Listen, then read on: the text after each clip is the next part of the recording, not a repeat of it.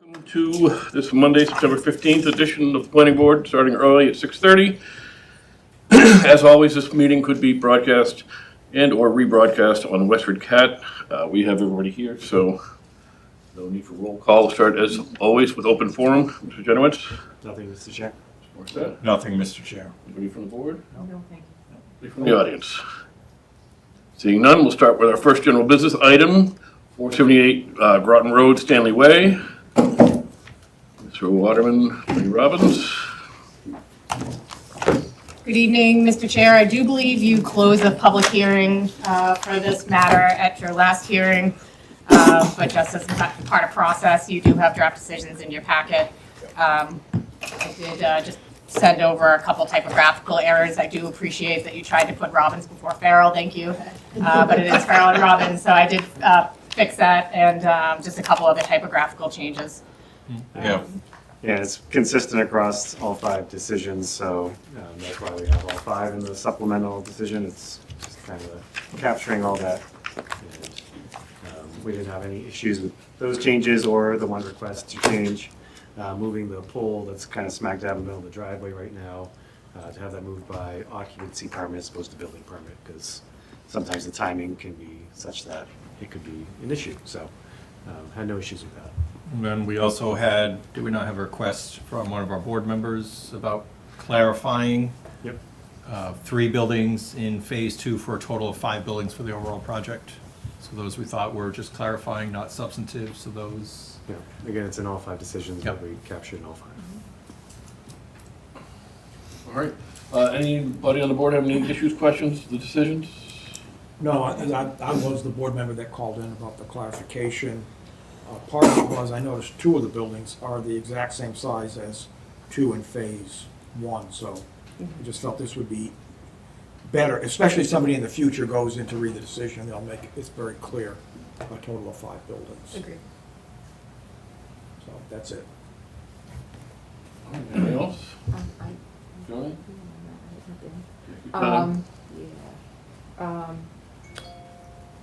Item I, let me just get to it here, sorry. Vehicle tracking. Yeah, it was just the one about the, In which the decision? Board of Health, the decision. Oh, Which one? oh, There are 5 of them. yeah, you're right. Oh, that's probably my problem. Actually, it's probably not what, it was just, I assume it's going to be upon review by the Board of Health. It has to be, yes. It has to. It has to, okay, no problem, it's fine. That was it. I have a question. Sure. I guess for Joe, in the stormwater permit, towards the bottom, there's in section 218-17E, talks about this HDPE piping, the way that that's written, it is written that, as testified by the applicant, this piping is, used all the time in places like concrete piping, it's actually going to weather better, blah, blah, blah, blah, blah. I guess I have a question and then maybe a comment. What is that opinion shared by the town of Westford Engineering? Yeah, it's something that they've consistently been fine with that waiver request. It's one of the waiver requests that kind of frequently comes up. Okay. I guess I have 2 questions. So then my second question would be, is it time for us to consider a zoning bylaw? And then if times have moved forward and So, the concrete piping is no longer the standard, should we upgrade the bylaws to the new standard? so that would be actually updating your subdivision rules and regulations, and that's there were 3 frequent requests for waivers that were routinely granted, So it's and on that's the one of list. the 3. Okay, great. That's just the bare bones minimum, but yeah, it's So on it's the on the list. list. It's on the Okay, list. It's on the Thanks. list. I have no question. Next time we update the subdivision rules and regs. Great. Looks like everything was addressed. Good? Good.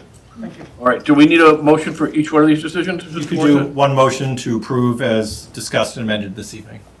Terrific. So I get a motion to approve the decisions as discussed for PB 2512, 478 Groton Road, Stanley Way. So moved. Second. All those in favor say aye. Aye. Opposed? Thank you. Thank you very much. Thank you. Okay, our second general business item for this evening is PB 2516, 79 Powers Road, Neshoba Valley area. Review and finalize preliminary subdivision draft decision. Good evening, Attorney Rollins, Mr. Waterman.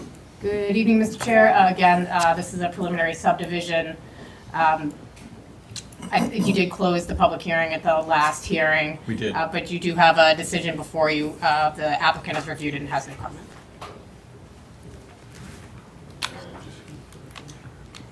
Mr. Morissette? No, so this is pretty vanilla. The only thing that was called out was if they did go forward with a definitive, you did ask that they explore looking at access off of not Powers Road, but rather the new subdivision way. So that was captured in that. And otherwise, it's pretty vanilla. It's just, approved with those conditions. And again, a preliminary subdivision approval is not actionable, it's not binding, it's not appealable, it's really more for information. So we think this serves the purpose. Go to the board. Bob? Nothing. Johnny? No, no. Dylan? No comment. Darren? No questions. All right, so can I get a motion to approve the draft decision for the preliminary subdivision of PB 2517, 37 Powers Road? So moved. Second. All those in favor say aye. Aye. Okay, going back to 79 Powers Road that I skipped. No. I didn't skip that. No. I did, no, okay. Did I just read the wrong number then? It was 2516, 79 Powers Road. Yep. So moving on to 2517, 37 Powers Road, review and finalize preliminary subdivision draft decision. Good evening, Mr. Chair. Attorney Rollins. Just like the last one, this was closed at the last public hearing. We did have a draft decision, which we reviewed, and we had no comments. I'll go to the board. Bob?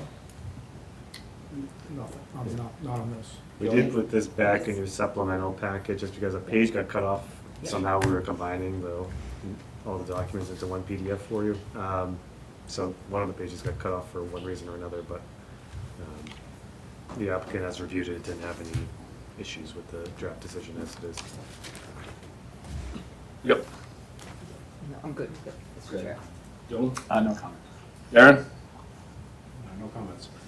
Okay, motion to approve 2517, 37 Powers Road, preliminary subdivision draft decision as amended in the supplementary package. So moved. All those in favor say aye. Aye. Thank you very much. Thank you. New one tonight, PB 2527, New England Power Company. This is a stormwater management application. Good evening. Good evening. My name is Elena Vershina. Oh, I'll waive, I move that we waive the reading of the public hearing. It's not a public hearing. It's not a public hearing. I apologize. it's okay. We can waive it anyway. Good evening again. My name is Elena Vershina. I'm with VHP, Senior Civil Engineer, speaking on behalf of Power Company, also known as National Grid. Presenting today this civil work within right-of-way that shares three lines. We have K137, L138, and 337. Each line, K line has I think 13 structures they're going to be replacing and rehabilitating the other ones. L line has 15 structures, and 337 they will be replacing the entire line. The right-of-way starts at Sandy Pond substation in Ayer, runs through 6 communities: Ayer, Littleton, Westford, Chelmsford, Billerica, and Tewksbury, and stops at Tewksbury substation. And you can see here in the yellow boundary, this is town of Westford. The scope of work also includes new gravel access. This is going to be semi-impervious surfaces, which is going to be temporary during construction only, and will be restored post-construction. Here I also included plans which kind of identify the area of disturbance within the proposed work, and then how far apart work is spread out along the right-of-way. Erosion controls will be implemented as part of this work, and we also did calculations for 3 representative areas for small, medium size, and large, and the contractor will be implementing stormwater BMPs such as swales or basins to address stormwater concerns during the large storm events. Benefits. The project provides local community benefits as well as regional by providing power. The project will make the lines more reliable. Right now they're facing, some of the lines are utility poles over 100 years old and have some woodpecker problem, the wooden structures. I think this is pretty much the gist of the project description. Thank you for taking the opportunity to hear us today, and I'm looking forward to your feedback and questions. Joe? The engineering department's reviewed the request. They didn't have any issues with what was presented in the stormwater management permit request. So I know there is a waiver out there looking for a few things to be waived. Did the engineering chime in on that? They didn't have any issues with the Didn't have any waivers as requested. Should we discuss the waiver? Please. All right. I got a serious question, because I just noticed in the packet, we are missing a lot of pages in this packet. So we're only including, this is intentional, we're only including where we have graded work pads. Where you have Graded work pads and gravel roadways. So as part of the project, we have environmental team as part of the design group. They will be submitting NOIs and additional permit applications for the additional work. We're going to have wooded mats, like in environmentally sensitive areas. So that work will be submitted separately by environmental consultant, BSC. I guess one of the areas of concern I have is with respect to the heron rookery and the large pond that has been built up because of the beavers down at the intersection of Boston Road and 495. And that is missing in this package. And I guess I have questions how they're going to access some of those towers out in the middle of that pond. They'll be using timber mats, I layering guess them on that each shouldn't that other. be in this package? It shouldn't be, no. So this is going to be as part of early work. You will receive a separate submission for environmentally sensitive areas. It will be as part of NOI Okay. submission. You keep looking at me. So, I'm watching your expression on your face. so what I will say is what is before this board and your purview is the stormwater management permit. And in terms of the stormwater for what they are proposing before you, it has been reviewed by engineering department and found to be consistent, and they are supportive of any waiver requests. They will have to file, as the applicant mentioned, they will have to file with conservation and others for the environmentally sensitive areas, and that will have its own separate review process. But for what is before you now is the stormwater management, I think you have, I believe, adequate information to at least make an informed decision and act. If not, tell the applicant what you require, but it has at least benefited from review by engineering department. So engineering looked at the stormwater that was draining into and out of that that significant feature? All I can say is they reviewed the information that was provided in the packet. They are familiar with this area, and they offered no objections. They thought that it was adequate. If you have concerns, we can certainly take them to the engineering Yeah, I think department. But I'd like to hear that they were aware of that feature, because it's a very significant pond now. Wasn't there 25 years ago, but it is today, and it's, I don't know how many acres. Right, and anytime anyone does work within an environmentally sensitive area, they do have to file for that, but my understanding is they're not filing for that part. Right, because we don't have any work close to that area So you're not working right there? now. So this is going to be as part of early work to access the, so these are challenging locations that needed to be graded before construction can access them. So these are going to be regraded to make sure they're flat and safe for construction equipment to pass through. I guess this area is downhill, downstream from some of the areas up by Parkhurst. So there could be an existing access that we don't need to improve as of part of this package. So that's the reason it's not included. Well, I guess that makes sense. If they're not working there, why would they include it? Well, as I say, it's downhill from the work area, that's my concern. And maybe those structures are not won't be replaced as part of this work. So as I mentioned, we're gonna have 15 structures within K line, and we have 40 along the right-of-way within Westford. We have 43 structures on the L line, and only 13 will have some work. So maybe those structures that are within those 40 are not going to be impacted.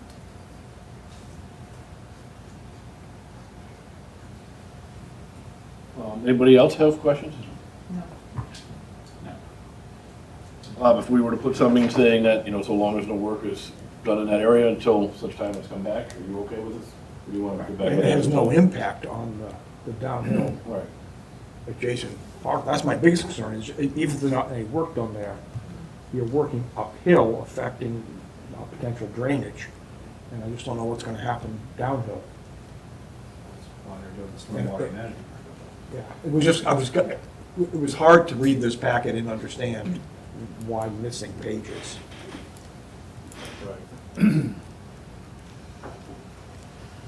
It would help to see the total going through the town and then delineate where the areas of work are. I just kind of thought they were working along the whole line in town. So as part of the submission, we also provided environmental resource maps, and they show all work that will be happening within this right-of-way. But today, we're just trying to permit the graded area that's here in front of us on the screen.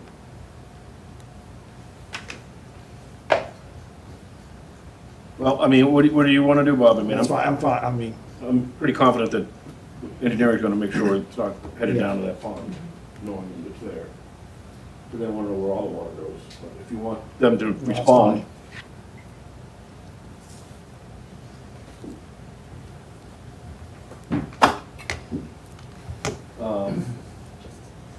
All right, does anybody else have anything on this?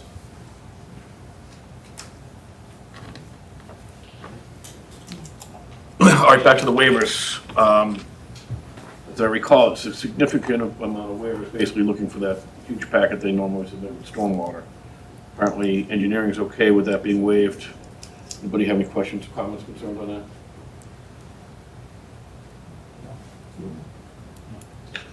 All right, so should I get a motion for PB 2527, New England Power Company, to grant the requested waivers?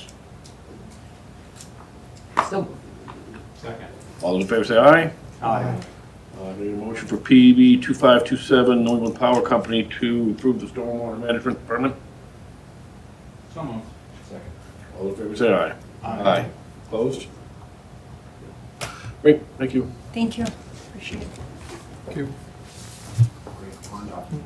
Bob, we will share your concerns with the engineering I department. just want to make sure that that one was all. Yep. Okay, we have PB 2530, 175 Littleton Road, The Works Cafe, a request for administrative review and approval for installation of an exterior walk-in cooler. Mr. Chair, I think you may be familiar with this location. It's formerly Mac and Chews over here. I think maybe before then it might have been a D'Angelo's at one point.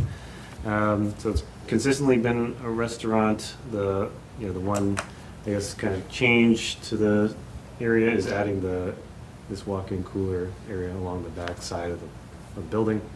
So they provided some pictures. It'll essentially be kind of where you see this shrub, I guess, over here in the back. So that's the reason for the administrative site plan review change before you. They will have to address some Board of Health Department comments, but otherwise that's the extent of any exterior changes, adding a walk-in cooler essentially where these shrubs are.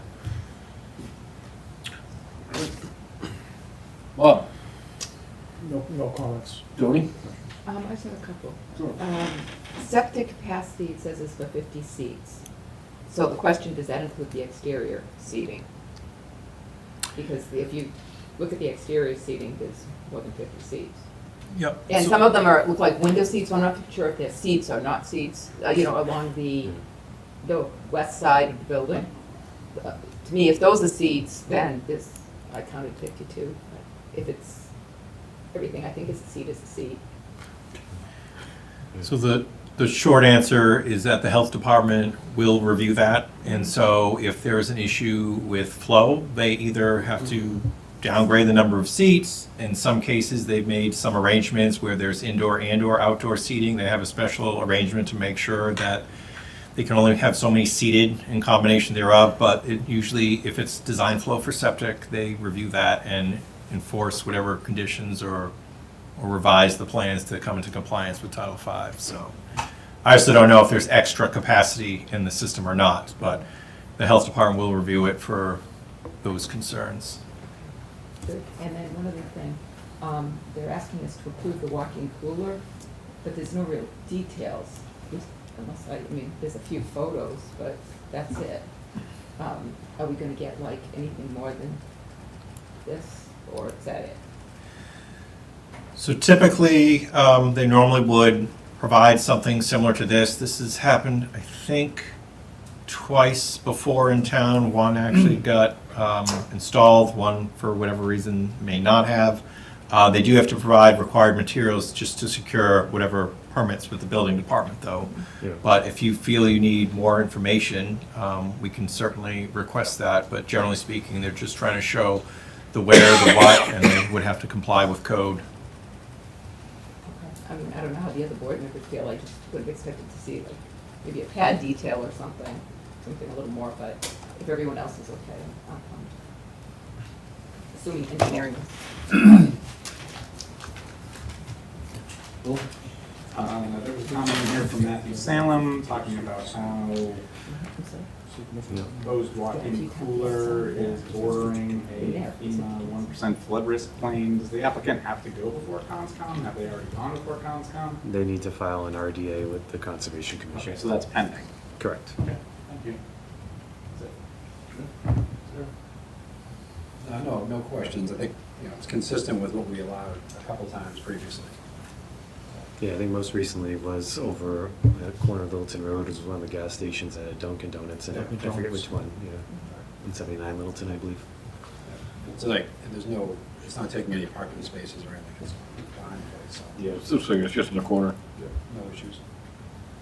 Okay. I don't have any questions, comments. If you want to see more, I don't know what else you want to see, we could certainly ask them, but. No, I'm fine. With what's been explained, I'm fine. So can I get a motion to approve PB 2530, 175 Littleton Road, the request for administrative review and approval for installation of an exterior walk-in cooler? So moved. Second. All those in favor say aye. Aye. Opposed? Great. PB 2510, definitive subdivision modification, Kinlock Drive, formerly known as 64 Main Street, request to approve covenant and endorse plans. Mayor Robbins? Good evening, Mr. Chair. Members of the board. We're here tonight for approval of the covenant and endorsement of the plans. As a condition of your approval, there was a requirement that we did some updates to the plan that were reviewed and approved by the engineering department. You do have an email in your packet this evening from engineering that they are all set with the plan changes. We've made all of the plan changes. We've brought the Mylars with us this evening with those plan changes reflected. We've also drafted the covenant. This is the standard covenant. This is the covenant, the same covenant, by the way, we use for Di Donato, so it's something that town council has reviewed and approved. I did note a typo, and so did staff earlier, that I put the wrong lot number, as is usual. I think that it's the number of the house is 2, but the lot number was 1, so I got it backwards, so I did make that revision. And I think, other than that, this is all standard form and conformance with Mass General Law, Chapter 4181U. All roadway installation will be complete, and all other work as shown on the subdivision plan will be complete prior to any construction on the lot. If we want to do construction on the lot before it is complete, we'll be back here for a bond and a lot release from this covenant. And with that, I'll answer any questions you may have, or if you have any technical questions, Mark is here as well. Joe, you got anything to add? No, I have sent some questions in and they've resolved them. Great. Johnny? No, anything. Dylan? No questions. Darren? Oh, it's addressed by engineering, looks good. All right, so can I get a motion to approve the covenants and endorse the plans for PB 2510 Kinlock Drive, formerly known as 64 Main Street? So good. Second. All those in favor say aye. Aye. Opposed? Great. Thank you very much. Thank you. We're going to take a quick 4-minute recess as our public hearings are scheduled to start at 7. So we could take this opportunity to maybe sign the documents and plans? Might as well.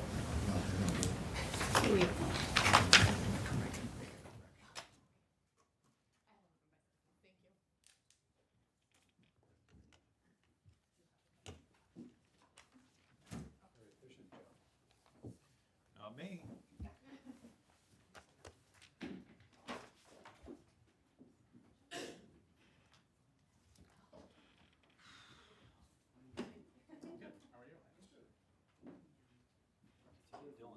Trouble tonight, huh? The chair's getting to you tonight. Well, I'm just trying to get it to move it the wrong way. I'm just trying to get it to stop reclining. It's like, swap it out. No, no, it works. I just was. I was just like,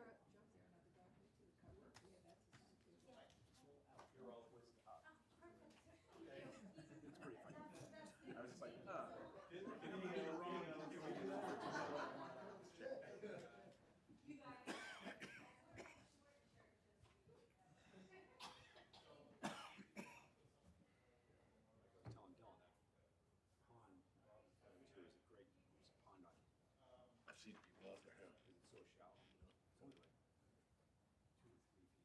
It's like grassy. You go through it, doesn't matter.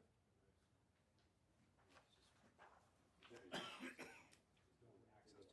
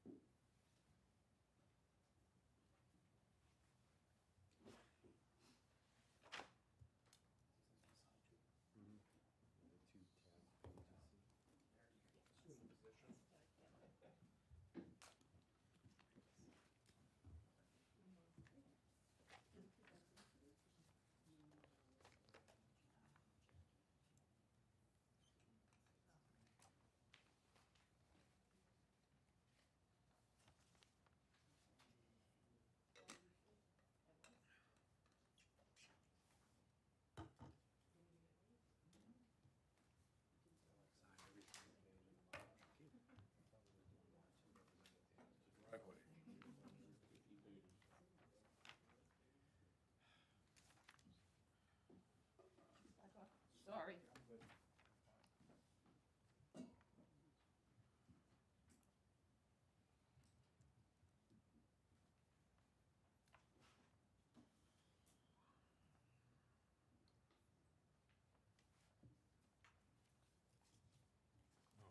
While we did receive minutes, we didn't get time to review them in time to include them in the packet.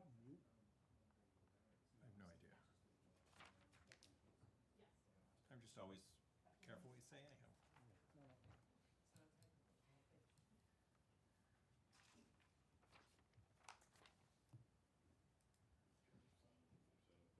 Yep, sorry. No, take your time. No.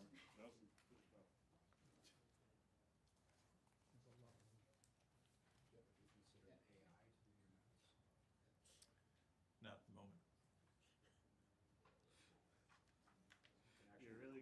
pushes buttons and we keep talking about AI or anything in that realm.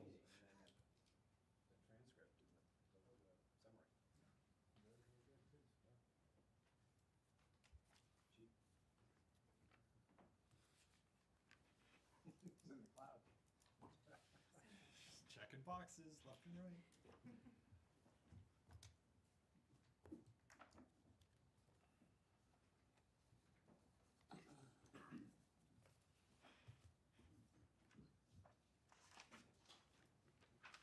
All right, so where do we want to go, Jeff, since we'll wait for Kelly?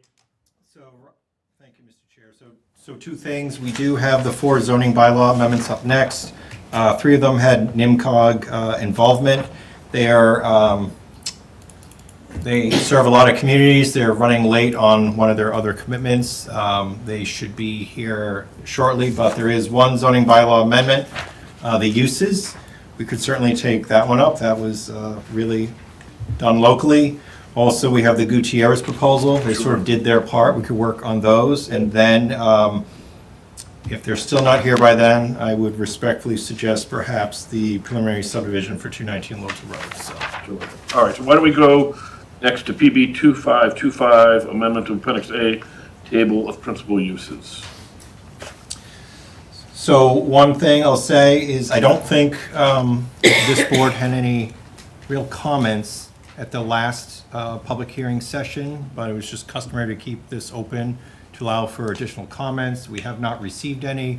What I will say, though, is that in conversation with the chair of the Zoning Board of Appeals, they are respectfully requesting to see if this board might be willing to keep the public hearings open for the zoning bylaw amendments. They are meeting Wednesday. They hope to put together some written comments for at least a couple of the zoning bylaw amendments, and don't know if you're willing to keep it open even after tonight, even if there are no comments or requests for changes. I think it would be appropriate to keep it open until they have a chance to weigh in. if they want Okay. to.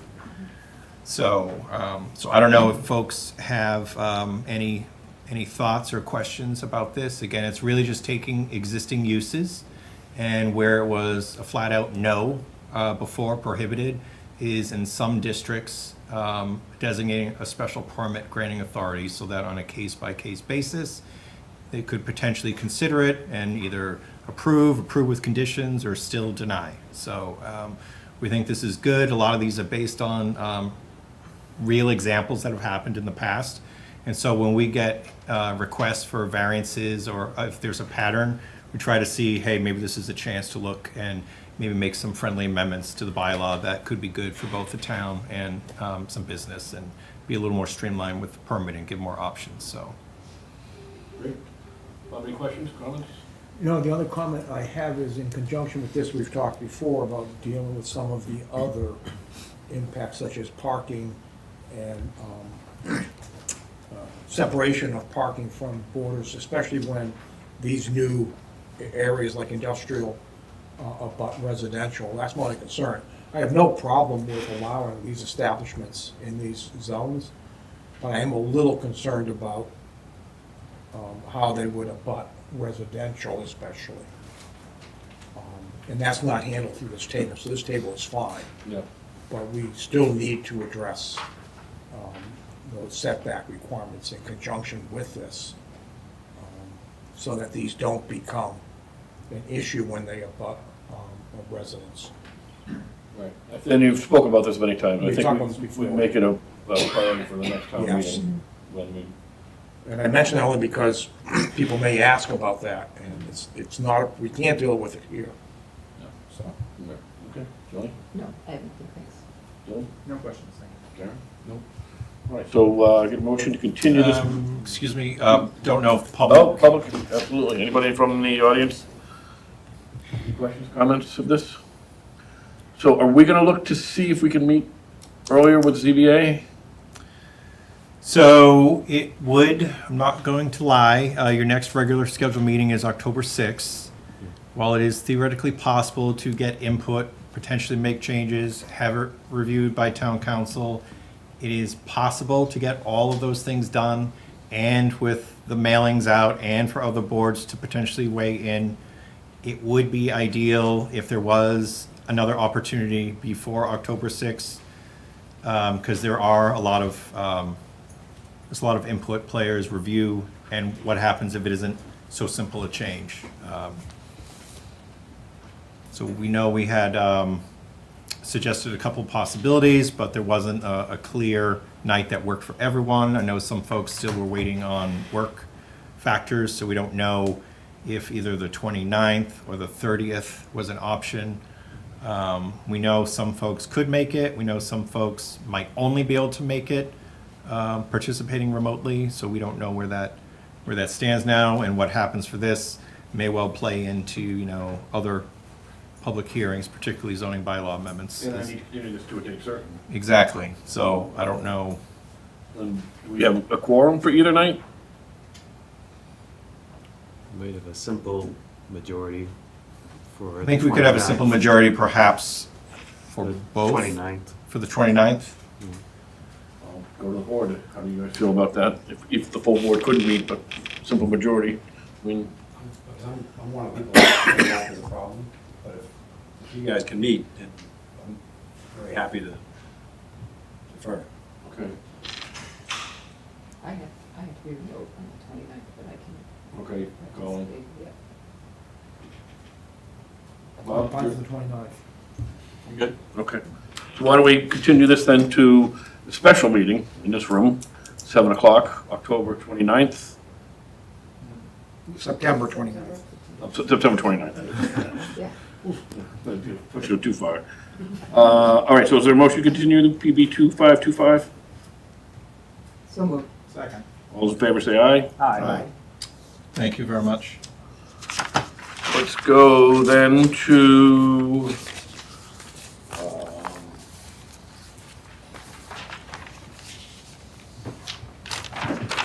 the amendment to the MBTA Communities Multi-List Overlay, item number 3, PB 2524.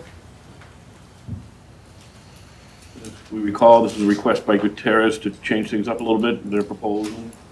Yep. So, just quick summary, they're looking to add one parcel to the overlay district, remove 2 parcels from the overlay district. It is a small net decrease in both the area of the district as well as the unit capacity.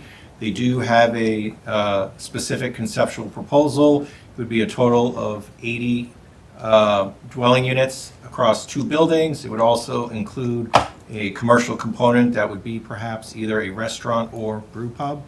And so that's sort of the crux. They're just looking to make that change. And I don't know, I'm not sure there were necessarily comments last time, but again, you wanted to keep it open. And if you are willing to give it the same consideration for that special meeting, I don't know what we'll get for comments tonight, but I think that would be helpful. I'll go to the audience. Any questions, comments on this proposal? Go to the board. Bob? No. Joey? Okay. Dylan? No comment. Darren? I think it's a positive. No, I think it's a positive too, 100%. Can I get a motion to continue PB 2524, amendment to MBTA's Community Multifamily Overlay District to a special meeting on the 29th of September, 7 o'clock in this room? So moved. Second. All in favor, say aye. Aye. Thank you.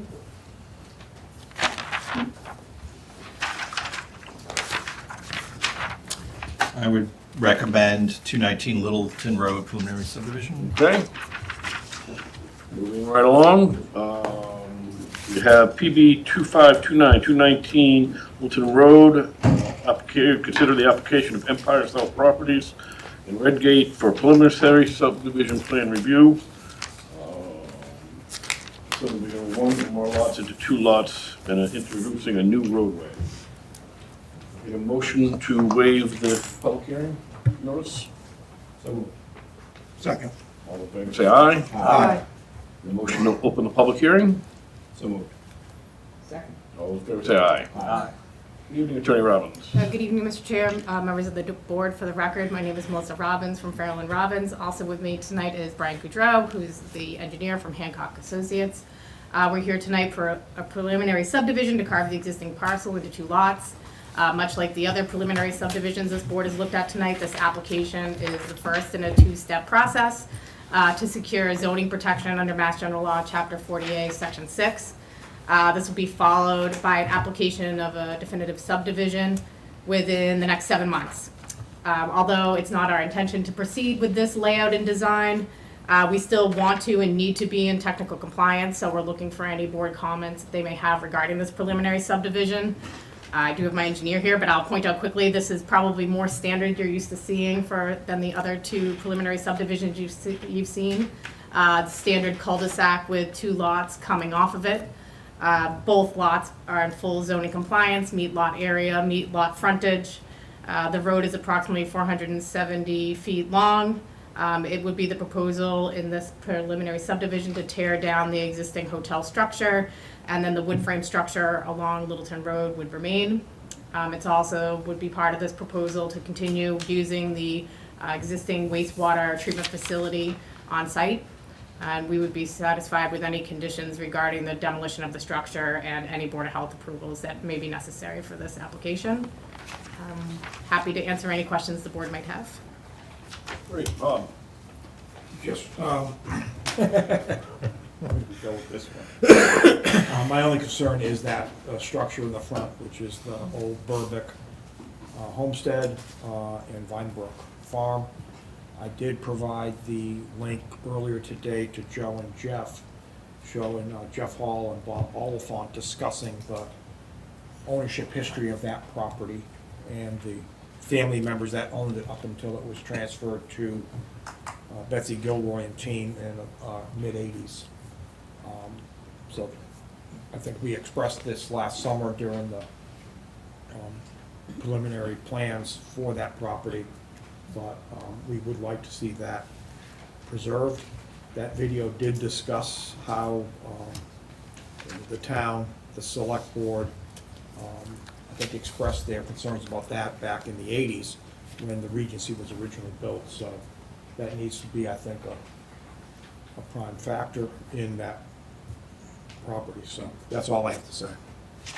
Understood, thank you, Bob. Tony? Yeah, I agree with Bob. That's my only concern is that structure in the front. But I understand that this is only just carries on, so I'm fine. Dylan? Agree with my fellow board members, no other comments. Darren? Same. All right. Anybody in the audience, questions, concerns? Having seen none, can you motion to close the public hearing? So moved. Second. All in favor, say aye. Aye. Need request staff to write a draft decision. So moved. I don't think we have to vote on it, but. Good. Sorry, who was the second? All those in favor, say aye. Aye. Thank you.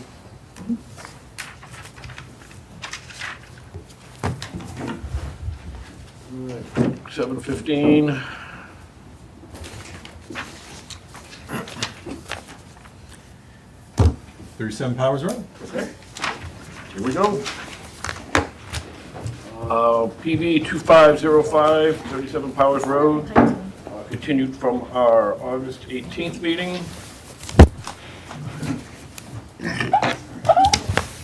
Gang's all here. Ciao. I'll work on it. Yep.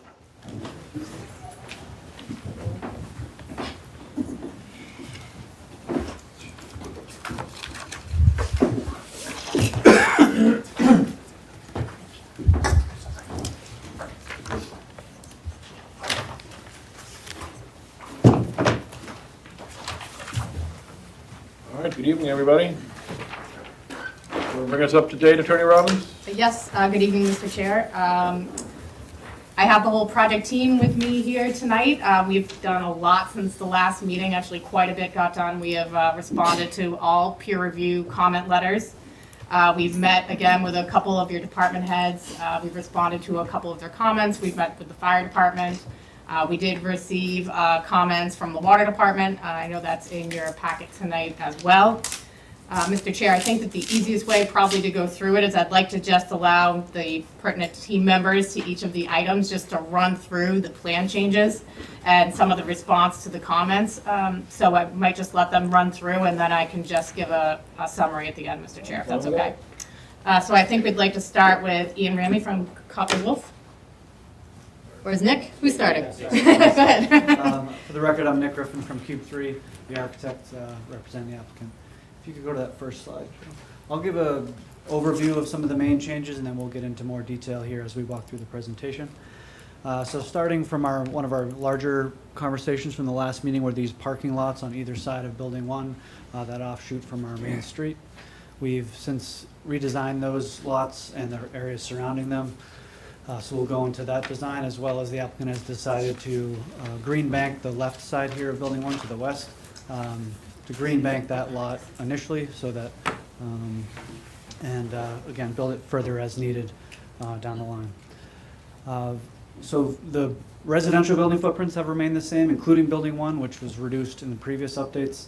But we have adjusted the clubhouse footprints. So Clubhouse A and Clubhouse B, we've relocated about 3,000 square feet or so indoor amenity from Clubhouse A down to Clubhouse B. This is continuing to open up that central space.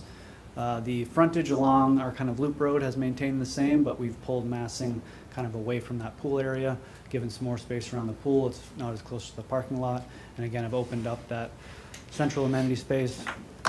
Clubhouse B has grown back towards the parking. Again, the frontage towards the loop road has maintained the same, but the massing has come to the rear here to give more frontage along that central street, and again, to even out that internal program. From there, again, the street is still maintained down the center of the design.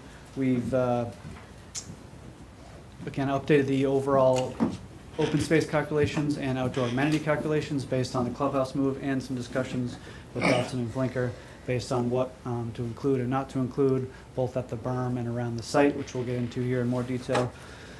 The applicant has agreed to widen the paths here on the loop road around the paths, both the connection point from Powers Road to about Westford, and the loop road around the outside. So again, that's went from, I believe, 6 feet and 8 feet to 8 feet and 10 feet.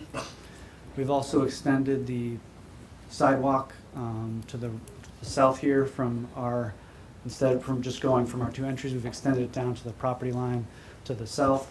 We've also, the applicant has agreed to design and give funds to continue to construct the sidewalk down to Trailside Way and a connection point there, which then opens up connection points to the trails, which we'll get into here shortly with a diagram.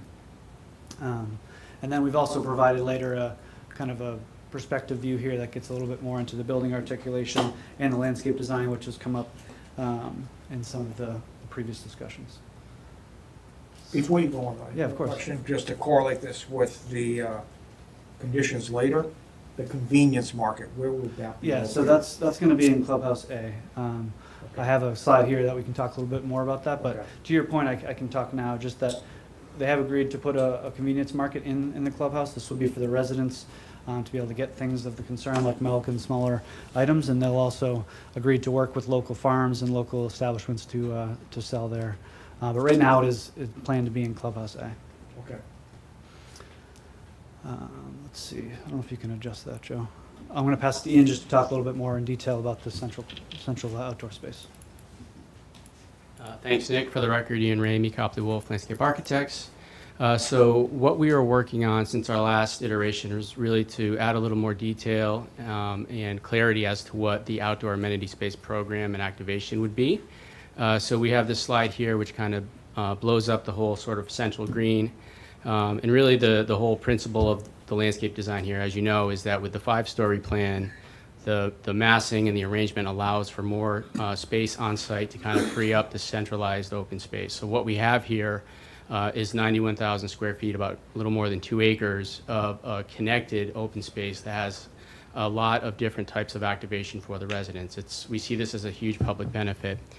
So to just speak about some of the elements that we have here, if we start on the right side with Clubhouse A, you heard Nick mention that there'll be sort of a small retail component to Clubhouse A, which we think is a great activator. Adjacent to that outside, we have our amenity courtyard, which would have our typical, pool, shade structures, outdoor dining and lounges. There'll be an area reserved for outdoor community gardening, plots for the residents. On either side of Building 1, we have upgraded parking conditions. So basically what we're showing is that rather than have that be an asphalt parking surface, we're proposing it would be a colored and stamped material like concrete, something that would make that feel less like a parking space and more of sort of the overall open space. And in the occasions when, in fact, there are no cars there, that may be an opportunity for pop-up events and things like that. The westernmost parking space to the left of Building 1 is what the applicant has agreed to green bank. We have a slide that shows a little more detail of how that would work. Elsewhere in this sort of central green space, we've come up with this concept of having a series of outdoor lawns, different outdoor rooms, if you will. And so we have a different scale and character to each of those with different functions, ranging from sort of a formal lawn that would have, you know, very ornate plantings around it, maybe a little bit more enclosed by planting, a flex lawn that can be a spill-out space for that amenity courtyard. The central lawn would be more of a typical play lawn for throwing a frisbee and what have you. And then we have the idea of the landforms lawn, which we think we can take advantage of solar orientation and have sloped landform sort of bleacher elements that people can enjoy being out in the sun. We have ample outdoor seating, sort of in shaded groves with movable seating, sort of around all of these lawn spaces. To the left of Building 1 in that green bank parking, we have an outdoor bocce court along with some sort of game plaza where there'll be table games and stuff for the residents to enjoy. And then, of course, on the far left, we have the town plaza, the town square that we've talked about. Again, that would be an area that would have fixed shade structures. It would be able to facilitate pop-up community events, block parties, farmers markets, and the like. There'll be a space for food trucks. So we think that's a great activator and sort of connection to all of this sort of central spine of green space. I think if we go to the next slide, do you want to talk about that? So Bob, and this was shown a little bit in the previous slide, but yeah, this is an example from the applicant's different project of theirs that's proposing a very similar situation. So this would be within that Clubhouse A. Again, the market still exactly to be determined on the design and what it will include, but again, something for the residents that they can go and get the convenience items without having to get in their car and leave the property. This is the overall site plan just showing that green bank location here on to the west of Building 1. So that, again, from initial design would be to keep that as a green bank, connect all the crosswalks and sidewalks from the street across the street there, and that would be, again, one of the lawn kind of rooms that Ian had mentioned, and with its own kind of design and character there. I'm just going to zoom into the front here. I mentioned, again, the sidewalk connection down to the south, but we'll talk a little bit more about here on the front. All of the green, or all the blue and pink has remained the same from the last meeting. We've just allocated some EV connections here down in that location. But again, as discussed last time with Jeff, the blue and pink has all remained the same from the previous meeting. And I'll pass it back to Ian. The blue and the pink has both remained the same as far as which allocation of parking designated and which areas for no stopping remains the same from the previous meeting. We've just allocated some EV spaces in that visitor parking location here to the south of this pink band here to the right. And again, I'll pass it back to Ian. One of the things we did in our updates to the outdoor amenity calculation was kind of rework this area here around the berm. Ian, if you want to say anything in more detail. One comment here for later. I'd like to see us be consistent. I appreciate calling it visitor parking, but later when we talk about EV spots for the public, it was referred to as like general public. So I think they're the same, one and the same. Mm-hmm. So we just got to be consistent when we go through these different concepts. Because I got confused earlier today by the term public EV, but now it's more clear because I think it's visitor EV spaces. These are actually open to the general public. So these. I understand that. Oh, okay. Am I saying is we I'll just make sure need to we're make sure consistent. we correlate everything and use the same Yes. terminology Yeah. throughout our discussion because we refer to the same entity by different names. Visitor and general parking. We'll make sure that that's consistent throughout. Yeah. And I just want to make sure that it's clear here that these EV parking stations that are in the front of the site are meant for the general public. And I understand Yes. that. Okay. I appreciate that, but I just want to make sure when we call it visitor, Yeah. it's one and the same. Agreed. Great. So just in terms of expanding the outdoor amenity program, this area that is shown is the meadow. It's about 26,000 square feet, about a half an acre. And our thought here is that, this is a part of the overall outdoor amenity space. It's sort of a counterpoint to the more manicured and active use that you see in the central green. We think this is a space that we're envisioning as a little bit more naturalized, and what we're proposing to do is to play with the topography there a little bit, introduce a little bit of undulating forms, and then to plant it and seed it with species that'll support pollinators, hopefully attract birds and insects, and then to provide additional public pathways. This is all open to the public, and along that pathway we would have three sort of overlook patio viewing areas. We think that'll be a great opportunity for people to sort of get out of the more active zone and to sit down and observe the plantings, and also hopefully look at some wildlife. To kind of help facilitate that, we think there's a really cool idea of maybe doing insect hotels, which is that little image that you see up there that'll help attract those species. Obviously, we'll be looking at species that have a long and sequenced bloom period to help attract birds and other animals.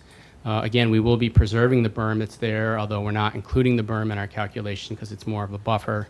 And another thing we'd just like to point out is on the northern side of the Powers Road frontage, we are showing a nature play area that'll be open to the public. We think it'll also be a great attribute for, the residents that might have small families and so forth, but we think that sort of nature-based play between the meadow and the nature play area, that really speaks to the overall, ethos of kind of the wellness circuit and the overlooks into the wetland area, the fitness stations and so forth. And just as a reminder, that wellness circuit is about 0.85 miles in its entirety all the way around. So we're excited about this. We think it's a really good feature of the open space design. Before you leave that slide, can I just ask a quick question? The bus shelter, Yep. is that intended to be for only LRTA, or is it also school, is it school children? I can speak to that. Yeah. So the LRTA actually does not have a stop here. So this is Okay. for a school bus. And I think that obviously, subject to your regular condition, we'll have to make sure that the Westford Public Schools are satisfied with the location. I don't know if it will happen. They won't look at it till we're approved. We'll see if the bus will actually come into the site. So if the bus actually would come into the site, that hut won't move. Oftentimes what we see is the kids don't use the hut anymore because everybody stays in the car. And so that's why we were very careful about having parking spaces designated for drop off in the morning and the afternoon. There's a comment in your TEC letter about signage that will need to be in place, that will need to be reviewed by the building department and staff prior to building permit to make sure that this is all properly signed and striped to satisfy all those concerns. So that little hut, that's where we're showing it right now, but it could change if the school department wants to come into our site. And come in all the way through the loop road, but that's the intentions for children. Perfect, and that was going to be my suggestion, to coordinate with the school department as far as the actual orientation and actual location. Right. So, and whether the bus is coming in or, but yeah, I think you did a great job with the visitor parking. Thank you. And I appreciate the meadow, but I think the residents are more concerned about the berm and the trees and shielding the buildings.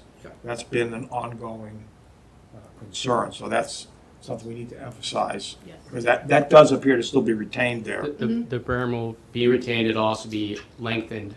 So the area that's sort of to the northern portion where you see the lighter green circles, that's more topography. We're extending that landform and planting it with trees. Yeah. So it'll be Along with trees. with tall trees. Correct. Right.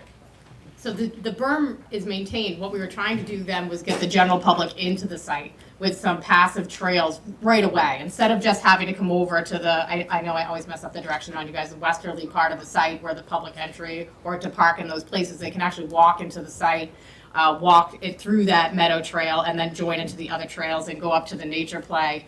Obviously, this is a lot more accessible now with the new mitigation that we're offering this evening, which is to give the funds to the town of Westford to extend the sidewalk all the way down to Trailside Way, and then also a beacon crossing heading into Trailside Way. So now people can walk all the way from Trailside, cross the street, get onto a sidewalk, and get safely onto our site to use any of the amenities on the site.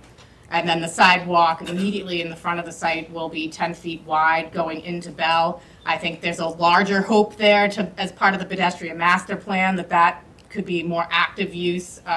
So that will be 10 feet all the way down. And then the trail, the wellness trail that goes all the way around the site will be largely 8 feet. There's a couple little pinch points in the rear where there's garages and landscaping where there'll be some fluctuation inside, but it'll be largely 8 feet. So we're excited about these new additions, and I'll let one of you just speak quickly to the connectivity here, unless you want me to continue. No, I think you did a great job. I think that's the main focus, is that it connects both to the south to get to this larger trail network to the east here, and then also connects to the north there to Bell Westford. So we're really a key point that's connecting the east side of East Powers Road to the west side and to the north. Right, and we have two isolated trail systems, for lack of a better term. One heading south there through Kennedy Pond. You can see all the green, that's the existing trails. And so now you'll be able to access all the trail systems in that area. And then if you choose to go up through Bell and down Powers Road, you can actually safely get on a sidewalk, go down Littleton Road, and get on the small portion of sidewalk down Powers Road into Sugar Maple, where there's a trail access head there and a Mutt station. And you can get into all the trails in the northern portion there and go onto the Liberty Way trails that link you all the way to Liberty Way and back up to Littleton Road on the other side. So we're excited. We think this really adds to a piece of connectivity and in conjunction with your pedestrian master plan, would really link everything together and give a real asset to the public in the town of Westford. And then I'll bring up the perspective here, but I just wanted to locate where we were. So we have an elevated perspective I'll bring up to talk about the building and landscape, and we're right in this location here, looking down the street, more focused on building 1, but again, looking down our central street here where we have the parallel parking and the street trees. So this, again, is an elevated view. Previous versions have been down at pedestrian level, but in order to really get a look at the building without the trees in the way, in order to look at some of the vegetation and landscaping without being just where you can see and get a better elevated view, we're about 20 feet up in the air, just to give everyone a little perspective. One of the topics that came up at the last meeting and in our conversation with Dotson is the building articulation. We've had a little bit different way of interpreting the bylaws of the 30 feet and articulation, so we wanted to kind of show here the rich character of our buildings and how we've, instead of just jogging the massing every 30 feet, we have substituted that with both jogs in the building. We've changed the material, we have some overhangs, we have some step backs, we have these series of balconies that protrude from the building. We have entry points, changing in kind of window and door materials, again, as well as some of these inset bays and kind of eyebrows we have. So instead of kind of just jogging the building in and out, we tried to really give a richer and kind of more complex texture to this facade design. The 30 feet is a little difficult in a few ways. One is the size of the units. So the bylaws do talk about going kind of it talks about columns and breaking the elevation up with what's kind of happening inside. Our 2 and 3 bed units are 37 feet to up to 45 feet wide. So already we have some jogs within units. Not the end of the world, but we're trying to minimize the amount of jogs within the units. Also, sustainability wise, we strive to have, a complex here that's sustainable. Westford has the stretch code, doesn't have the specialized code. In the specialized code, where you have something like passive house, that really cuts down on the amount of jogs in the building, because every jog in the building is a weak point in the kind of thermal break and the insulation of the building. So most of the buildings we're designing now are a lot flatter, and we use these other methods to articulate the building to break down the scale and make them pedestrian feeling without the jogs, just to help on the sustainability and the overall energy use of the project. So that is kind of where we, instead of jogging the building every 30 feet, we've added these other elements to try to give articulation. We feel, along with the street design, which we're appreciative that's now within the project, it gives a real rich character of the street here, and buildings that feel like they're working with the pedestrian experience along the street and along the parking areas in the rear. Again, we're happy to discuss more about that, and if we need to ask for a waiver for that articulation, or it's something we can update ahead of the building permit, we're happy to have that conversation. I'm going to pass to Ian, just as, again, we've seen a little bit better and reworked the design here of the vegetation and the landscape here along the street and the buildings. And just to be clear, Mr. Chair, at the last meeting, Peter had asked us to do this 3D rendering so you could see the articulation, because this is going to be a question for the planning board. Dodson and Flinker feels as though this doesn't meet the interpretation of the bylaw for articulation. So this is what it looks like. If the board's satisfied with the articulation here, then what we will do is add an additional waiver for the articulation if the board likes it. If the board feels as though this isn't sufficient articulation and they want even further articulation, what we will do is meet the regulation, add more articulation. We would just add that you ask that you do that as a condition of approval, that we would meet the articulation. So I know the board doesn't want to get into the MICMOD waivers now, but that's just something that the board will have to review once we get to that point. That would be the 5th waiver, okay? But, sorry. Great. Before you move on from this. Yeah. Because I'm watching the audience, and I just want to understand what this view is. I believe that is building 4 on the left and building 1 on the right, looking down that main avenue back towards building 3 in the distance. Correct. So we are just here in the plan, looking That's to the left. that's why, okay. Yep. So yes, you're right. The main building on the right here is building 1. The building that's on the foreground to the left is building 4. And then yes, again, 5 and 3 in the. Because it looks like Calm Ave. It's looking down the street. Right. So we're trying to look down the street, and we tried to pick up all the buildings in the front view so you could see what it looked like down the street, even picking So up the I other don't think buildings. our concerns are the articulation. I'm fine with the articulation. It's just, And Bob, that's why I mentioned that we're elevated here, because when all the ones that were down on the ground, you have trees and it breaks up what the Yeah. pedestrian's going to see a lot more. You're never 20 feet up in the air, which is why we try not to do these views because it's not something of how you experience it in real life. But the other thing is we're gonna have to probably ask to see a view closer to Powers Road, because, I mean, that is, I'm reading the expressions on faces, and that is their concern, is what this is gonna look like to the residential neighborhood with a 2-story colonial out on Powers Road. And I appreciate what this looks like down the boulevard, but there is concern about how this is gonna look to the surrounding community. And I am fine with the articulation you're showing here, I'll tell you right now, that's fine, that's for mine. It's more about stepping back, how does this look like from the distance looking into it? Because as I say, this feels like Calm Ave from this perspective. Just to your point, that you won't see this view shed from Powers Road. That's why we've agreed to keep the berm up front. This is a view if you're within the development, within the street, and it's even further exaggerated because as And that's I what I'm said- saying, is Yes. it would be helpful to understand how muted this becomes because of, and like when you're at the entrance, we know from the balloon test how it looked like from a distance. Right. And that would, I think, help people understand how this is going to look visually up near the residences. I appreciate what this looks like down within the development. I guess this is pretty close to the clubhouse, looking back into the heart of it. Yes. So, anyways, I'm reading faces, and you're not seeing that from behind you, but anyways. Continue. Well, I think that's it from kind of architecture and landscape. I just want to, actually, did you talk? I mean, I can speak to it a little bit. Yeah, if you want. sorry, I forgot to. Yeah, just a little bit of detail on this view. By tilting it up, you do see all the pieces of the sort of public realm. And so, that includes the principal street, parallel spaces, the new 6-foot wide tree belt, which we've adopted from the MICMOD regulations, 6-foot wide sidewalks on either side, and then a robust vegetated buffer between the sidewalk and the first floor units.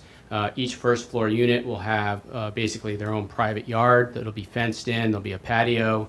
There'll be other forms of landscape. There'll likely be some type of a surface for pet owners if they have pets.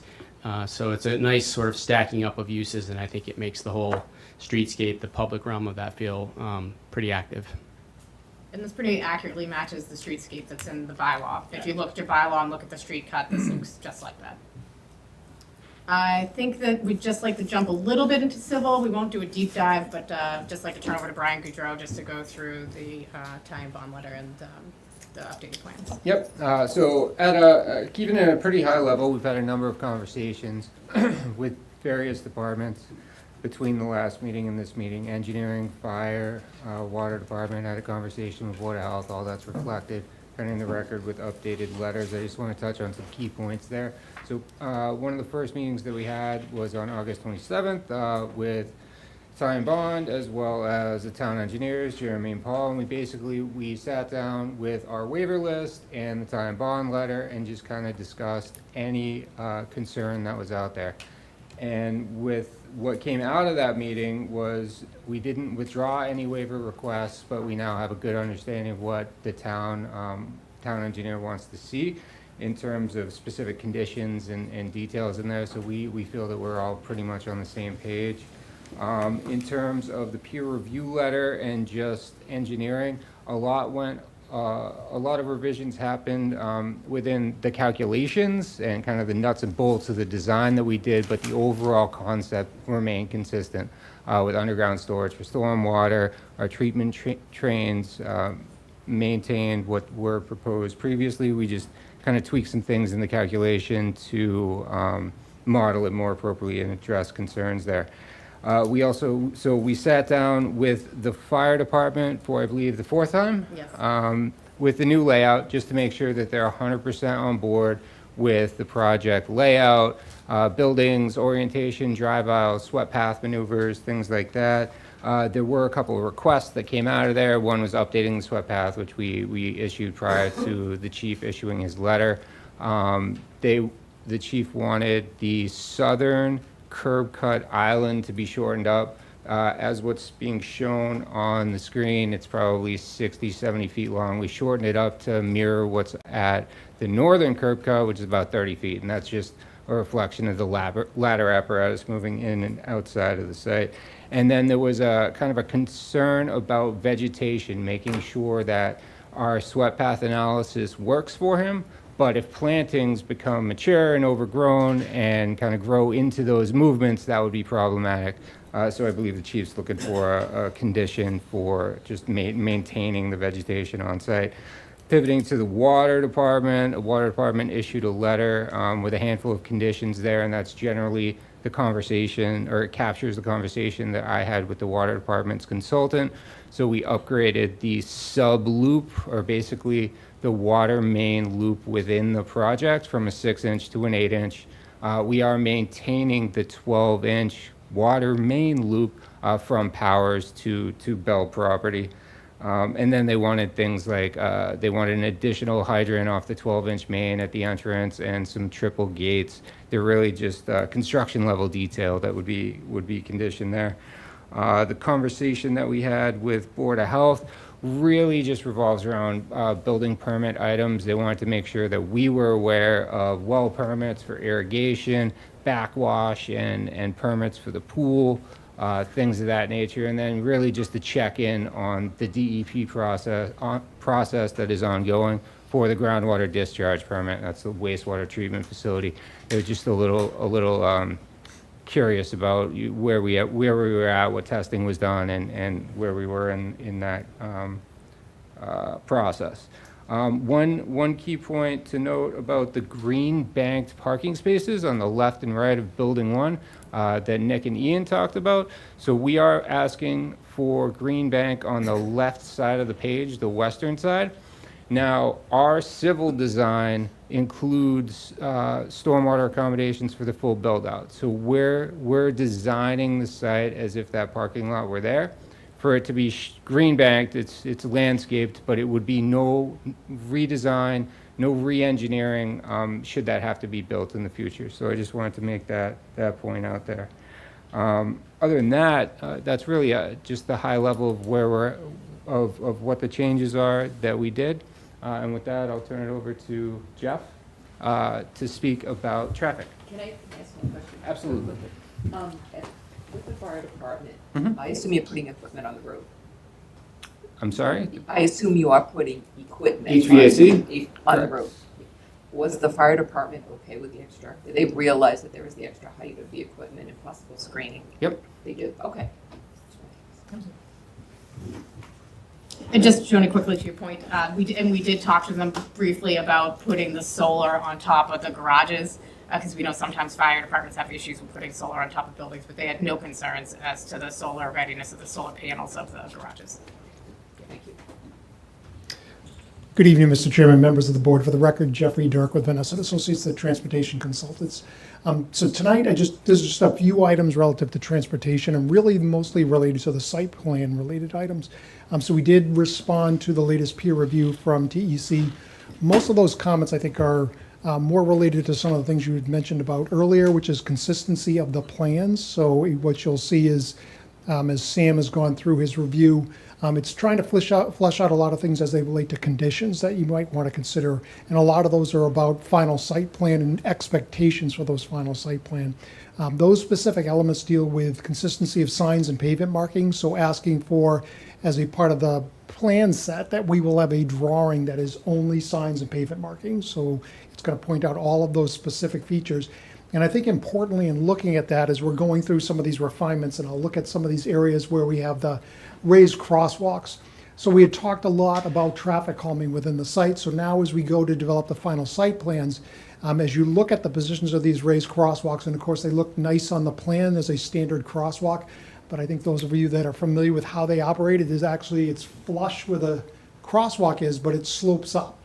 So as you look at some of the areas where we have parking next to where those crossings are, there will be some need for looking at more of the grading and in particular the drainage, as Brian was talking about, because the water doesn't flow across the raised crosswalk. So we need to make sure that we're catching stormwater on either side of the crossings.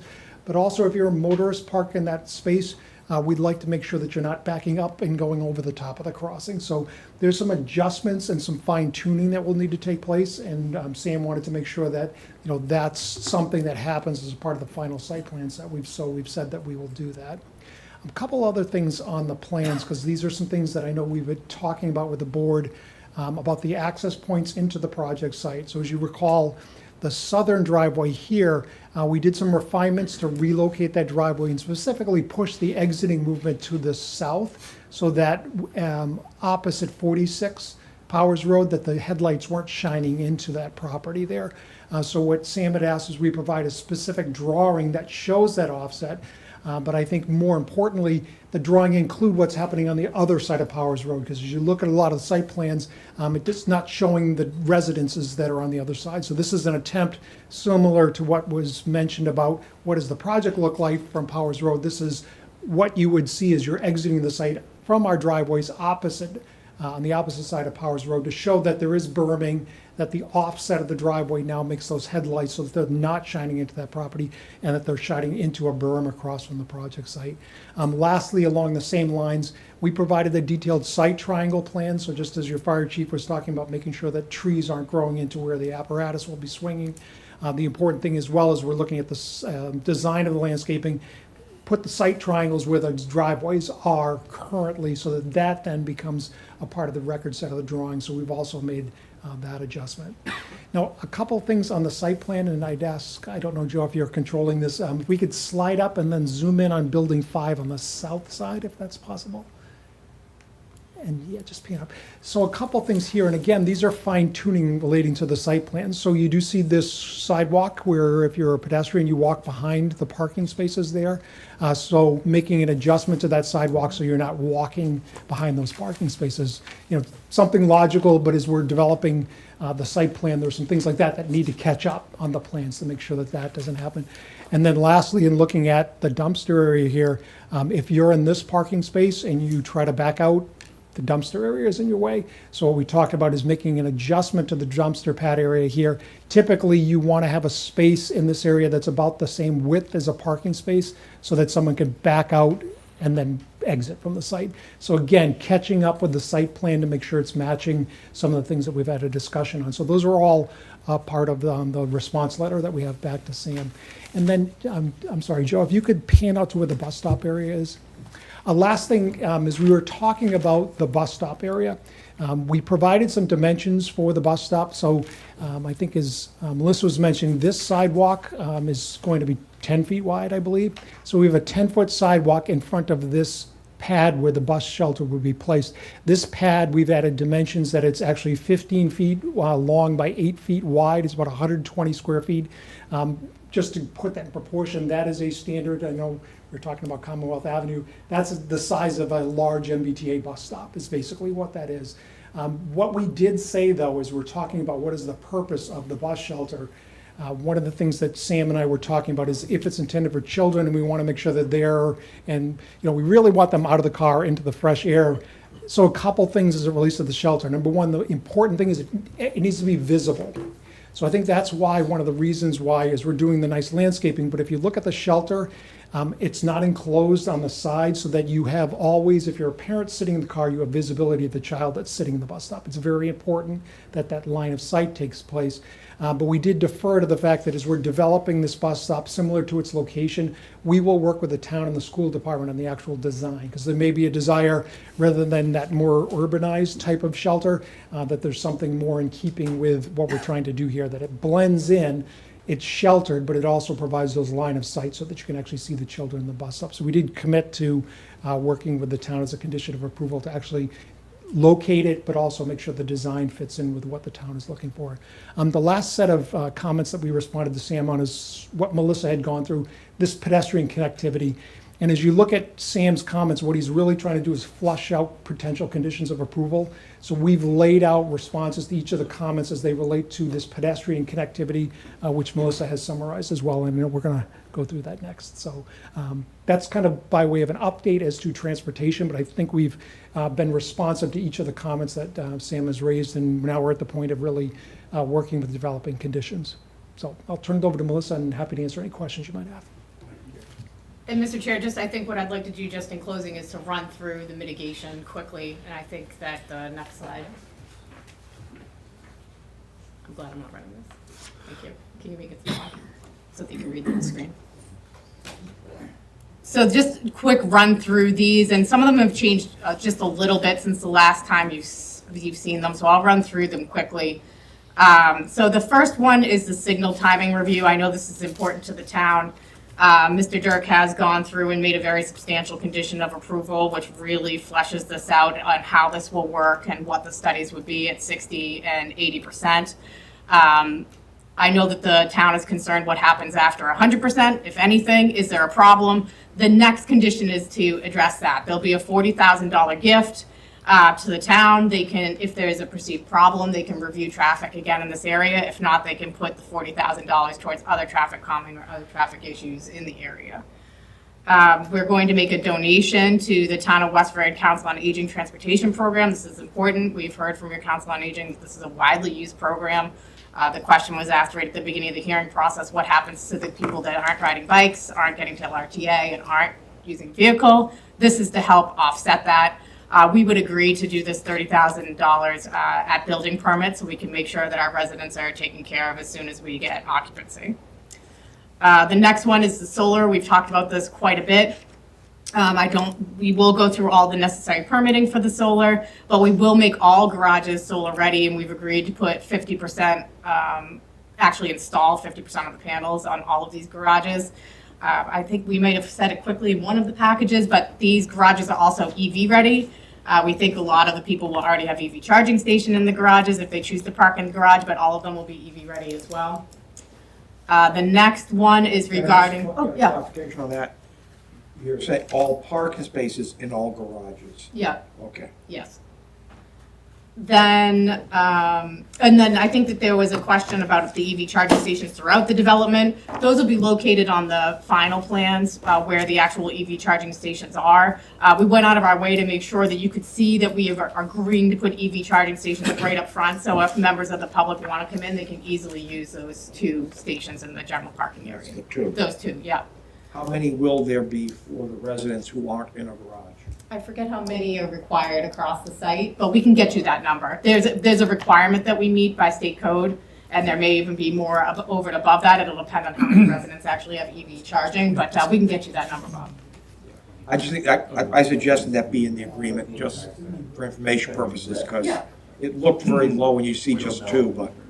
No, that makes sense. So we'll make sure that that's responded to. Attorney Rose, yes. just a quick question while we're on that subject. So it's the solar, the applicant will make all the garages solar ready, which is great. Yes, Install solar on 50% of them. yes. Is the plan to have the other 50% added by the residents, or if they choose to use the rest of the solar, who would put that in? Well, the company that's managing it could put the panels in later. We'll see how the energy is used, if it's used, if they're useful, if there's other technology that comes along after we install these solar panels, which is likely. So the intention is to make sure that they're ready to go, that they're plug and play, and then if we can use them easily, we would install them, or the management company would install them later. But we want to make it easy to do so during construction. I think that we've talked about the affordability ad nauseum, but I will just say again that we're increasing the deed restricted units out here to 58. We met with your Affordable Housing Trust. We're very excited to do a deeper level of affordability and also change the range of affordability in this development. The numbers that the Affordable Housing Trust had reviewed are there in the chart. The irrigation well will be installed. You saw in Mr. Warren's letter that he wants to make sure that this well is not installed to public water. We promise that it won't. We agree with his condition of approval that says that we will not install, we will not be using any of the public water for irrigation. The next condition is to support the Westford pedestrian plan implementation. This is actually a gift of services. It'll be done by Mr. Dirk's office. This will be a concept plan and cost estimate. This will be a package that the town can use to apply for more MassWorks grants. I have prior to final CO.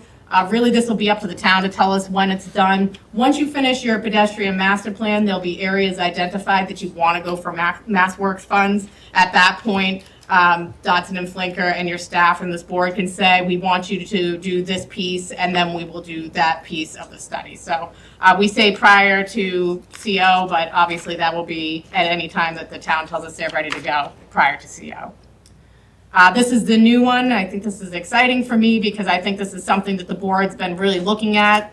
What's the public benefit out here? This is a huge public benefit and something the town does not get without this project. This will actually allow for the design of the sidewalk from our site all the way down to Trailside, and then the crossing will be put on one side of Powers Road and cross to Trailside, so that people can safely access that entire portion of the site.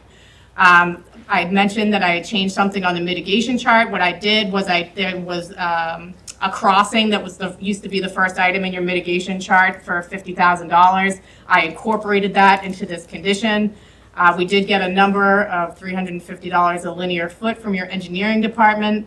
The sidewalk is 400 feet long, so easy math, 140. So the 140 plus the 50,000 is where we get the $190,000 number. You're going to say, when are you going to give this to us? We're going to give this at building permit. Because not only does this benefit the public, it also will benefit our residents. So we're hoping that the town will be able to get the easements necessary in order to build the entirety of this sidewalk, and we'll make sure the funds are ready right up front. If for any reason you can't get the taking or you can't get the easements, or DOT tells you no thank you, we will still make the gift of $190,000 to the town, and they can use it for traffic improvements in the area or a sidewalk elsewhere. Just a couple things which I've not allocated a number to. Obviously, there's numbers allocated to it, but I just wanted to point them out. Just a couple other things we've agreed to since the last time we've met. As Ian and Nick have pointed out, we have increased the size of this trail. The board has asked about the usefulness of these trails a couple times and how easily they'll be able to be used. Now the entirety around the wellness trail will be 8 feet, and the trail going to Bell, which I think is the most important trail, will be 10 feet and hopefully link into a bigger pedestrian master plan. To Bob's point, we're going to keep and enhance the berm along Powers Road. We'll make sure you have that view shed so you can see how important it is, especially to the viewscape of along Powers Road into the site. In addition, we've now enhanced the landscaping even on side of that berm to make sure this is a widely used area from the public, so they come onto the site through the trail and come right into the property. We've agreed to have the public parking, which we'll make sure, Bob, that those are consistent, and with the 2 EV charging station. I provide easement to Bell, but I should have also pointed out, we're also going to provide an easement along the entire frontage of our property, even going north. So if that's identified as the next portion for a sidewalk, the easement will be already in place.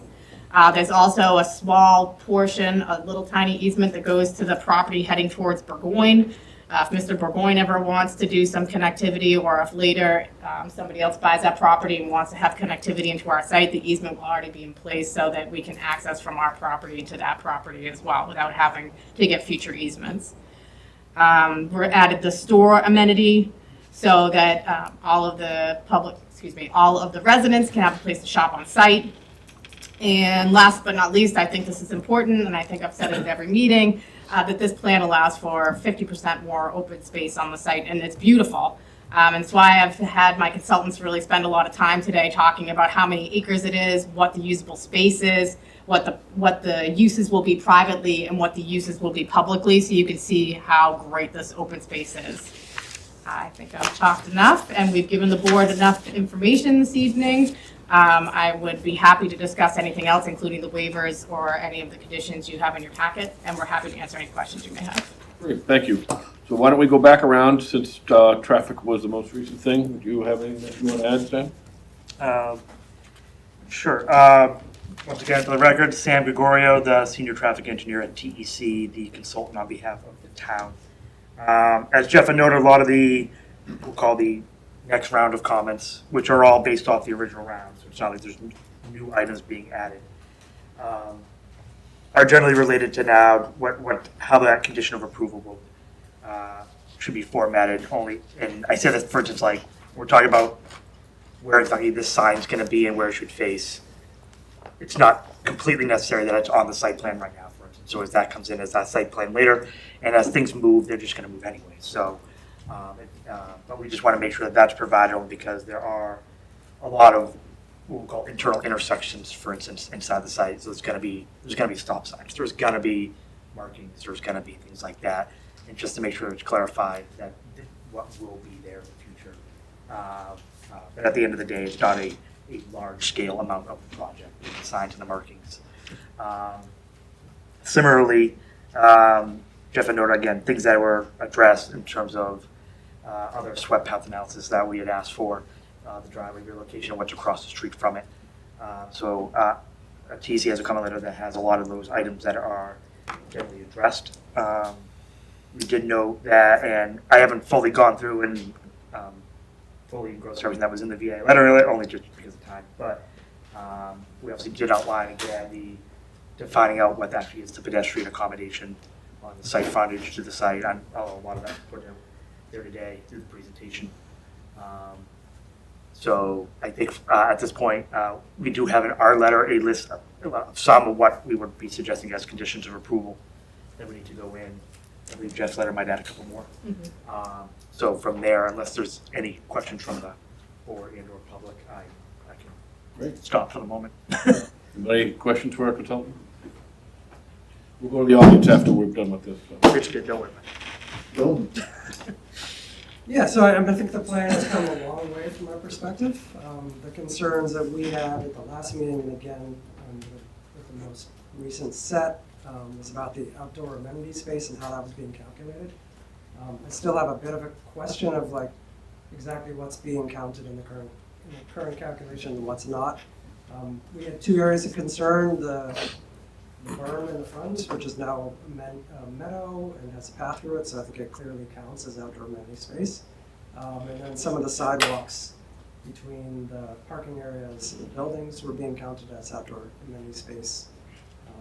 To me, those seem like basic site circulation and not something that's being designed for recreation or social activity.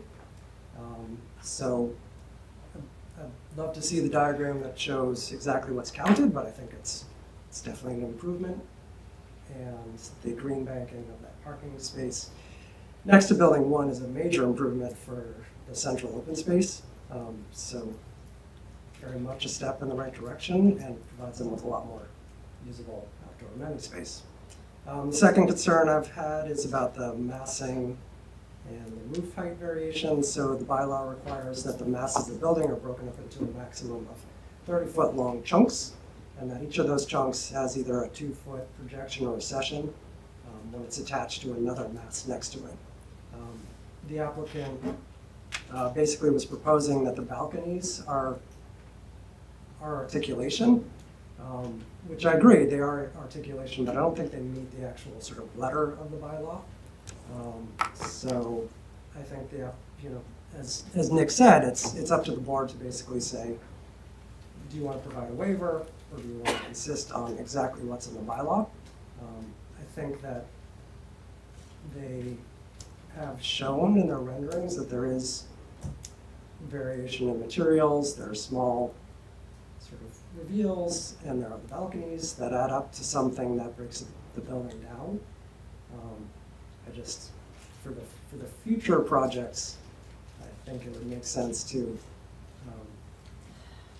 either have a condition or to insist that they comply, so that you're sort of enforcing what's in the bylaw and not allowing balconies to count as fulfilling that requirement. So those are the two. Oh, and the third one about the massing is the, so there's basically three parts to the massing requirement. The first is the length of the masses. Some of their masses exceed it, as Nick said. That's aligned within your interior spaces, and I think that makes sense. It's a reasonable reason to provide a waiver. The second is the projections and the recessions. In some cases, they're less than the 2 feet, they're 1.5 feet. So whether 1.5 feet or 2 feet makes a difference, it's probably not super significant. And then the third is the massing requirement also requires that the roofs be offset by 2 feet when they're adjacent masses. And in some cases, they're 1 foot, not 2 feet. So there's sort of three things there that you'd be asked to provide a waiver for. And I think it's well worth the board discussing whether you think any of those are significant enough to require the applicant to fully comply. And then in just looking at the plans, there are a number of small things that I think would make sense to require as conditions that I don't think are necessary to go through right now. Regarding sort of like windows are required to have a certain amount of transparency, and the plans don't specify what those are.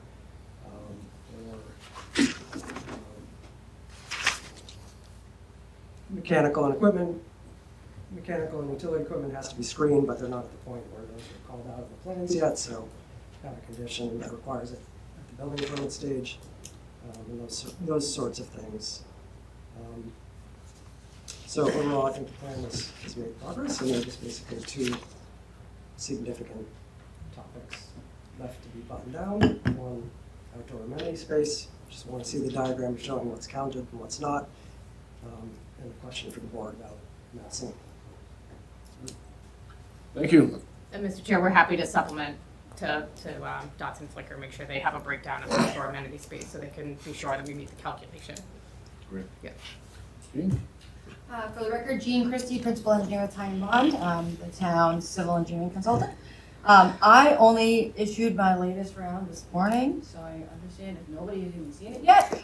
But I think the biggest and most important thing that happened from my realm is that we had we're meeting with the town engineer, the engineering department, I should say, and went through all these comments and determined which of, particularly the subdivision regulations, how those can actually be applied to this project. Went through those particularly, and then we're able to determine which waivers we could recommend to grant and what condition we might want to include with it if there's something specific. So you'll see in this letter that there are more recommended conditions of approval, and we can help summarize them with you, Joe, as needed.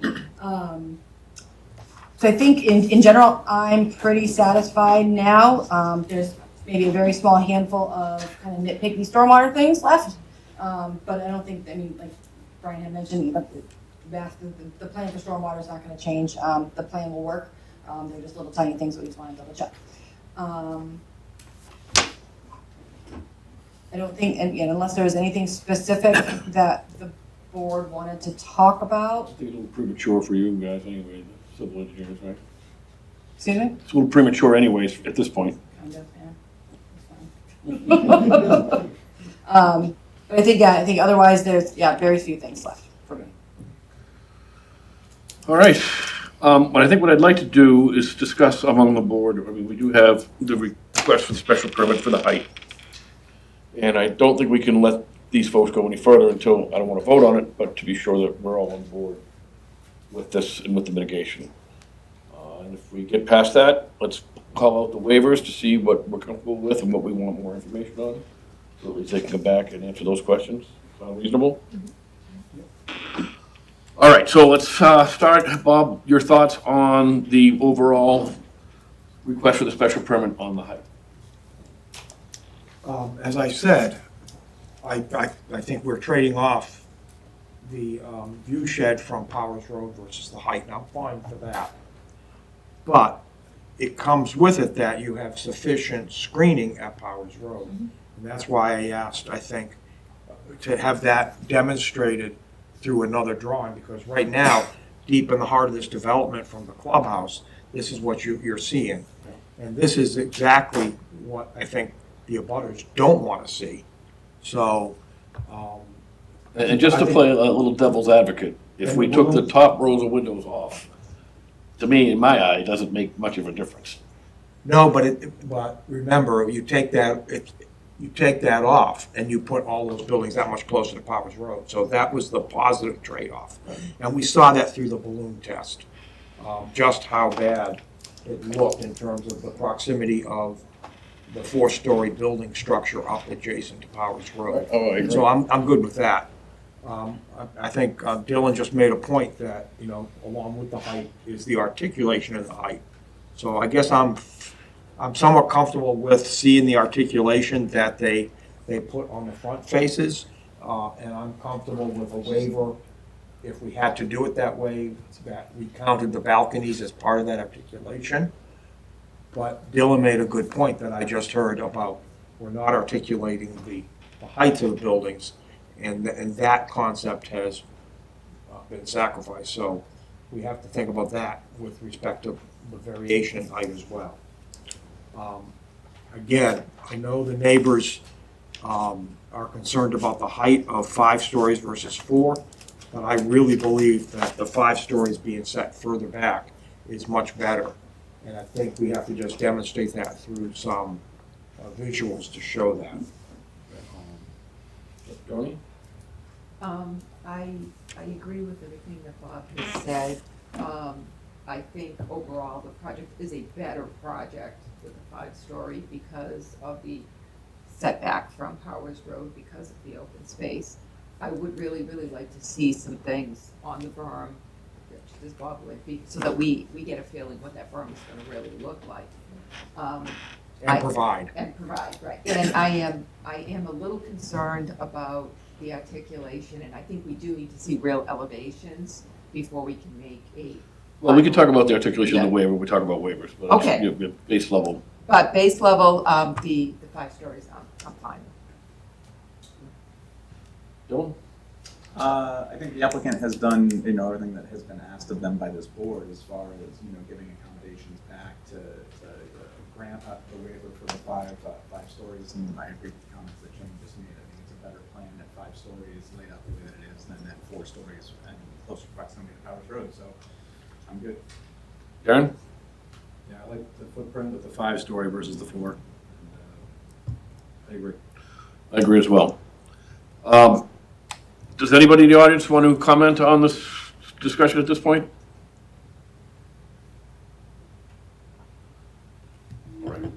There is, unrelated to that, I do have a question about the meadow that I'd like to ask Go ahead. staff about. Regarding the meadow, and I like that concept, it's just, as I saw this site picture, and I'll keep that view as it is, I noticed the gravel pond. And I guess I would like to get a naturalist perspective of, would the meadow be better suited if it was placed up more adjacent to the water somehow, as opposed to sitting here isolated where it is. So I would like to get one of our experts, if they could weigh in for us, and I don't know which team that would be, whether it's Ty and Bond or Dotson and Flinker, to let us know their recommendation for how this meadow concept would at best be integrated into the site, to best provide the objectives of increasing the wildlife habitat health. Mosquitoes? Well, I can add too that as we're going through the CONSCOM process, we are looking at naturalized plantings that are sort of close to the pond area. So any area that gets regraded or disturbed, it will have a naturalized seed mix that'll be very similar to what we're doing in the meadow. It's just, we're viewing this meadow as more of like a focal element, a feature of the overall open space. But the similar type of species will be used around the wetland area. All right, just Mr. Morissette. As requested, we did prepare, the beginnings of a draft decision to hopefully help this board evaluate the 5-story versus 4. We know it's just a start. We did have some minor comments from the applicant. We didn't know if the board had comments. Are we on the right track? In my opinion, yes. We did hear some folks saying there's additional proposed language, and I think we're started on the right track. I'll let the board answer with their thoughts. So I had discussions during the day with Jeff and Joe. I think most of my concerns, if you would, or questions, are actually just, they're actually going to be addressed through code, but I still would like to see them in the conditions. And I mentioned earlier, for example, you mentioned the 2 EV charging stations. I would like to just see that referred to as visitor/public to make that very clear. I would also like to see if we could specify in this document how many outdoor EV charging stations will be available for residents, because the 2 EVs shocked me when I thought about 530 residents. I said, wait a minute, 2. And they helped me understand that there's many more. I would like to see the language that all bays and all garages will at least be level 2 EV charger ready. And basically, I think, and we get clarification from our building commissioner, but I think there is a requirement that they be EV ready. And then I think throughout the development, there's a certain percentage that comes into play. But I think in a garage, I think there is a requirement that they be made EV ready. now is that level We 2? do have someone familiar with this topic in the audience. Is that correct? Mr. Teller. So when we say EV ready, level 2, level 1? We can make sure that that's clarified. We have no problem making it a condition it's of code. the site plan approval. So And we'll anyway. make sure that that's agreed upon with the minimum number, because obviously it can be more. The building code says 20%. 20% of the parking spaces have to be EV ready as a minimum. Okay. And we'll make sure that number is designated and that it's clear. Yeah, and I'm thinking as well about the garage spaces. I'd like 100% of the garage spaces to be EV ready. And then we can discuss the percentages of the outdoors spaces.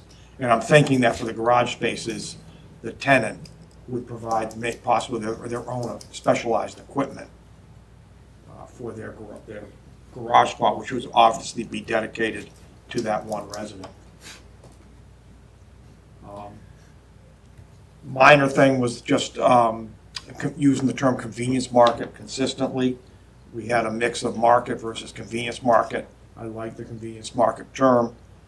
And just seeing that that's, applied throughout the document. I did notice under item 53 in the agreement was just referred to the opening up to hear supporting and opposing views from the general public. I just asked that we add the phrase and ask questions, because that's what we allow them to do. A very minor point on what we're putting into that agreement. And that's all I have at this time. Overall, whoever did this, very good, very comprehensive. I too did have questions or discussion with town staff today on some questions and comments I had. First, I would like to say that I think they did an amazing job the amount of time that they had on getting this document ready. I think most of my concerns were wording, things that were maybe could be clarified better. come through a little bit clearer. Some of the items were things that, again, it's wording. When it comes to the complete street improvements that go beyond what is required, do they satisfy or go beyond? Things that, a lot of it was, grammar or things like that. The one thing that I would ask is that on item 19, the applicant has proposed in the plan hereby requires the following aspects shall remain forever private, and the town of Westford would have no requirement to operate or maintain.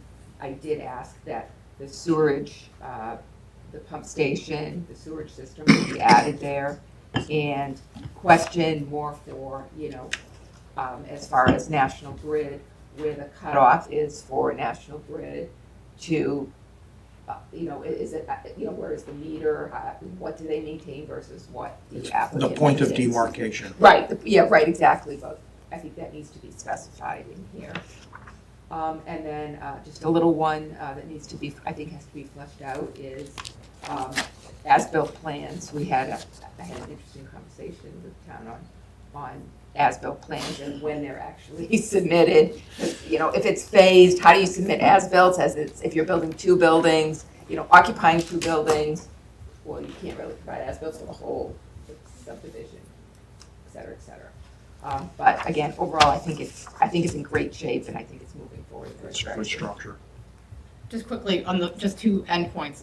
With National Grid, we put it wherever they tell us to, and we have to follow exactly where they tell us that the cutoff will be. And they don't always tell us that until we actually make an application and give them a whole lot of money. So we won't actually know that information for a condition of approval, but what we can say is that we will follow the rules and regulations of National Grid, and we have to come to this board for a new pole location or any underground utilities anyway, so you'll know.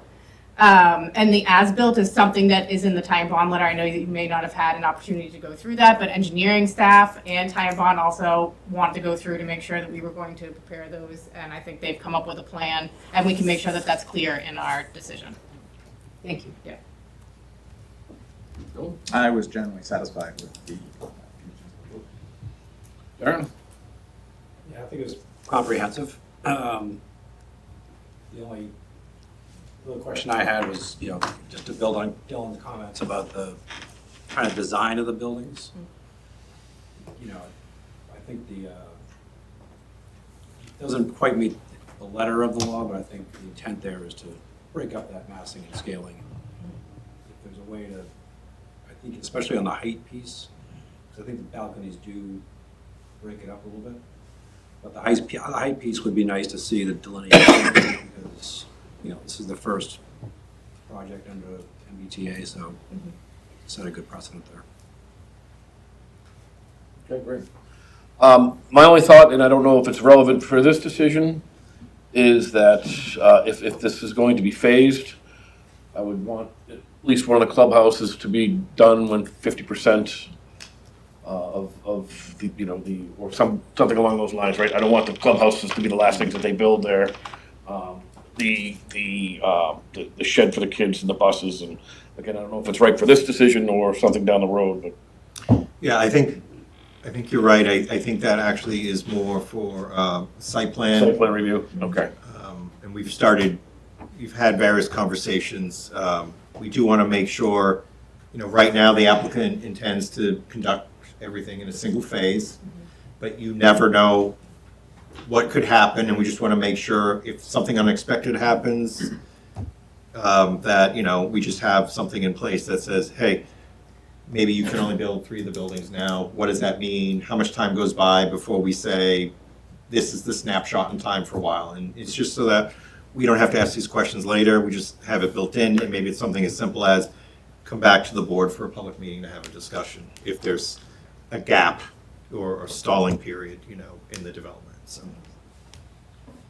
All right, great. So then moving on. Before you go, you make a good point, Mike. In addition to the clubhouse, I would like to see the clubhouse have one clubhouse available upon the first building. I'm flexible in terms of the second clubhouse, but I think the first building requires the clubhouse and the convenience market. Right. But more importantly, will be if there is phasing, how they're working the traffic flow and the parking. Because that becomes a challenge when you break up the site into pieces and you still have construction equipment present. How are you going to have the traffic flow? Because I'm not sure how good it works with non-circular routing. So Sure. That'll have to be a big consideration if they end up phasing.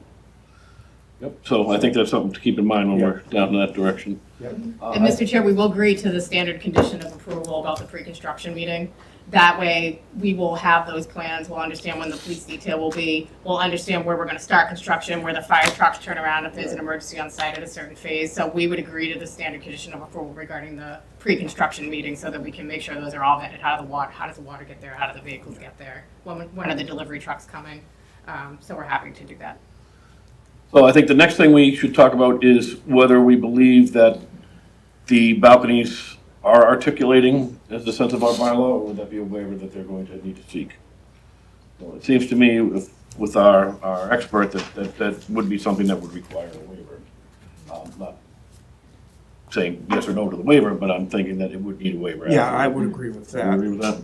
Yep. Okay. So let's talk about waivers. I think, Bob, I would agree with you that I kind of like the way it looks as it is. If you want to go back to that, yeah, that picture there. I find it interesting, the thought that the jogs take away energy efficiency. That's something I would never have thought of, but seems to make some type of sense anyway. No, that makes sense because it's more surface area Yeah. to conduct radiational cooling and heating. That's just, But I would ask, would it be possible to see elevations? Because what does the back look like? What do the sides look like? Yeah, we have all the elevations are in the set, so we do have elevations. This is just an actual 3D rendering, so you can see all view sheds. Okay. Yeah, so they do exist, those drawings. And are they all the same height, or is it, they're a little different? They're all the same height. They're all the same height, okay. There is some jogging in there. there's a minor deviation on the first one. Yeah, and there's some jogging in there on the depth, but I'd like to see a little more along the way, but, you know, if there was no jogging at all and just balconies, it would not look as good as. No, I agree with that There 100%. was some sort of jogging in there and recess and. So I guess we wouldn't necessarily require the 30-foot articulation, but maybe a little bit more than what's there if possible. Maybe, Maybe some parapet a little bit for the height to make it look a little different. that makes sense? Yes, Okay, we can great. do that.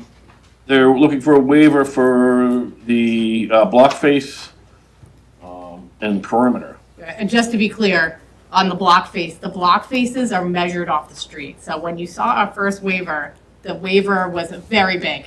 Yep. Because we had calculated the streets at a very long distance, and then working diligently with Dodson and Flinker and through their first comment letter, where in the middle there, where I called it the choose your own adventure section, where there were a couple of layouts and designs where we could change the streets and the blocks and the layouts. We did go forward with one of the designs. So what we've done is actually try to set it out with 3 different blocks. We've made sure the waiver is categorized that way.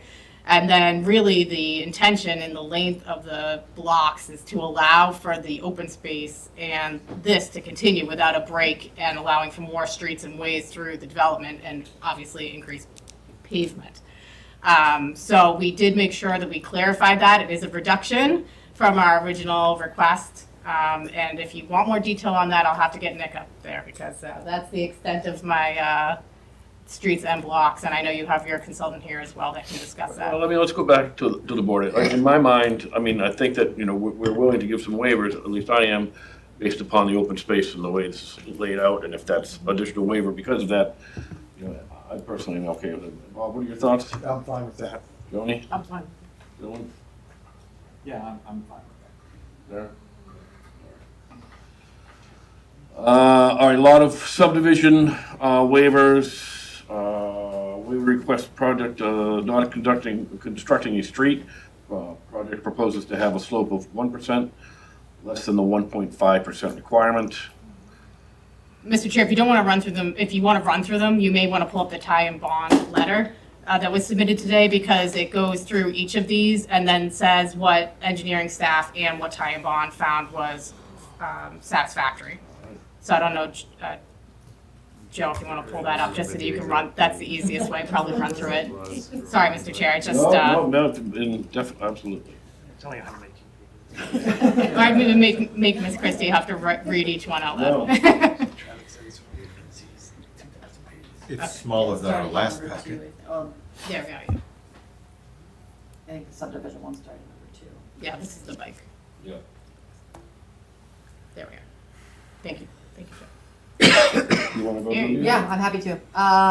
So looking at 2A, so this one was talking about the streets, and we noted that the slope of the street's a little high. We wanted it more than 1%. But after our meeting with engineering, we think the waiver is okay. We just recommend the board consider, we didn't need any condition for this, sorry. This one was all right with us. Okay, all right. You made me remember all these too. So this B was about fire department swept path. The driveway no greater than 24 feet width of the curb line.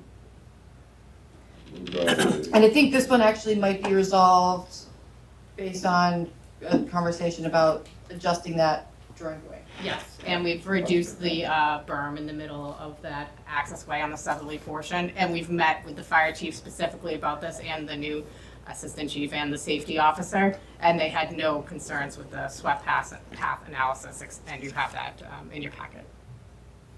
The swept path analysis as revised. Next one's a standard we get all the time, 4 feet of cover over utilities. Yeah, that was fine. Engineering says they're okay with that. Tie and bond's okay with it. Just recommending that you consider a condition that says all pipes to be installed according to the manufacturer specifications.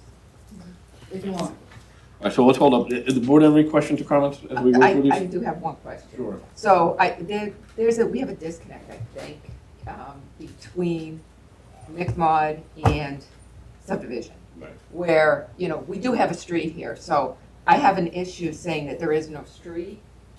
Because there is a street, now granted, it's not a street in accordance, if you look at the subdivision rules, it's not really a street. So we need some language to clarify that, I think, in the waiver request. Sure. It's not a public road. I think that's really the distinction. This bylaw, the McMod bylaw calls it a street, but really the subdivision rules and regulations deal with public ways. And I think that we can make that distinction and make it very clear so that there can be some grounds of why these waivers are being allowed. Perfect. Yeah. Thank you. All right. Next was water main, but apparently they've agreed to update the water main. No waivers required for that. F is about the type of berm used, since we can't tell them what to use in the site. We just want to make sure that if they are using asphalt berm, that it's not immediately adjacent to a sidewalk. So that was what the condition request was. H was about cross slopes and sidewalks. We had no problem with that one, no condition. L, we seem to be missing some. I think those were addressed previously then. But we already agreed to this one. Yeah, We agreed the at the wall, last reiteration that we would give drawings for any retaining walls. Yeah, 'cause we haven't signed that Can I speak to that one? Please. So the McMod bylaw refers to another section of the town zoning bylaw that limits retaining walls to 4 feet. So I just want to make sure that eventually there should be a condition that limits retaining walls to 4 feet. Just a further clarification, retaining walls under 4 feet don't require a building permit, but retaining walls over 4 feet require a building permit and a stamped drawing. So that's generally the distinction we deal with in the town of Westford. But what we're agreeing to is a blanket that we will just give the drawings for all retaining walls, regardless if they meet the retaining wall definition by the town of Westford or not, as a structure or not a structure. The town of Westford zoning bylaw defines any retaining wall over 4 feet as a structure.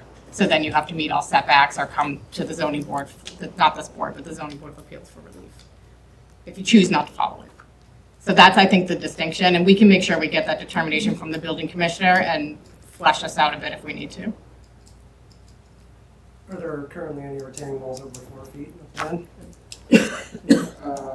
Yeah. I don't think, what, behind building It's behind Clubhouse B. B, yeah. So that would have to be stamped. And if Dodson Flinker thinks it's a good idea, then we could just call out which ones on the design plan right now are over 4 feet. That sounds like a good idea. Okay.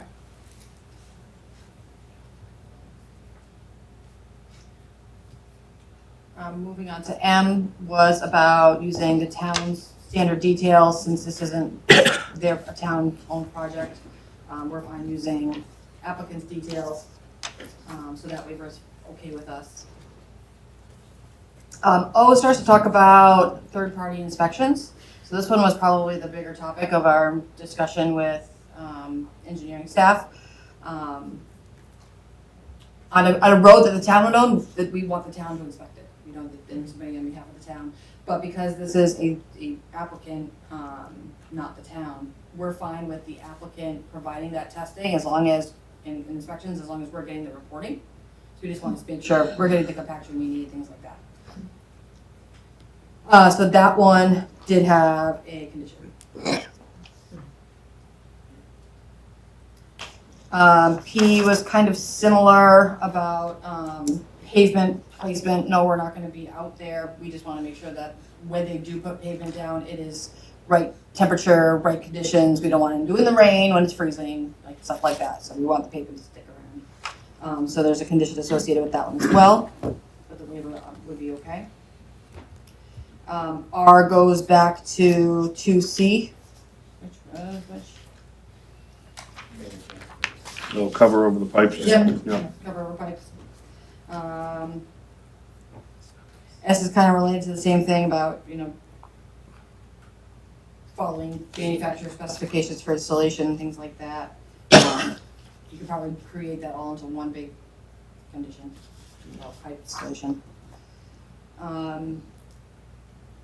U is just about specific curb things. That's nothing that we need to address right now. It's definitely a final site plan condition. The waiver was fine as well. And then Z was about as-built, which is, a topic. We do want the as-built to be provided.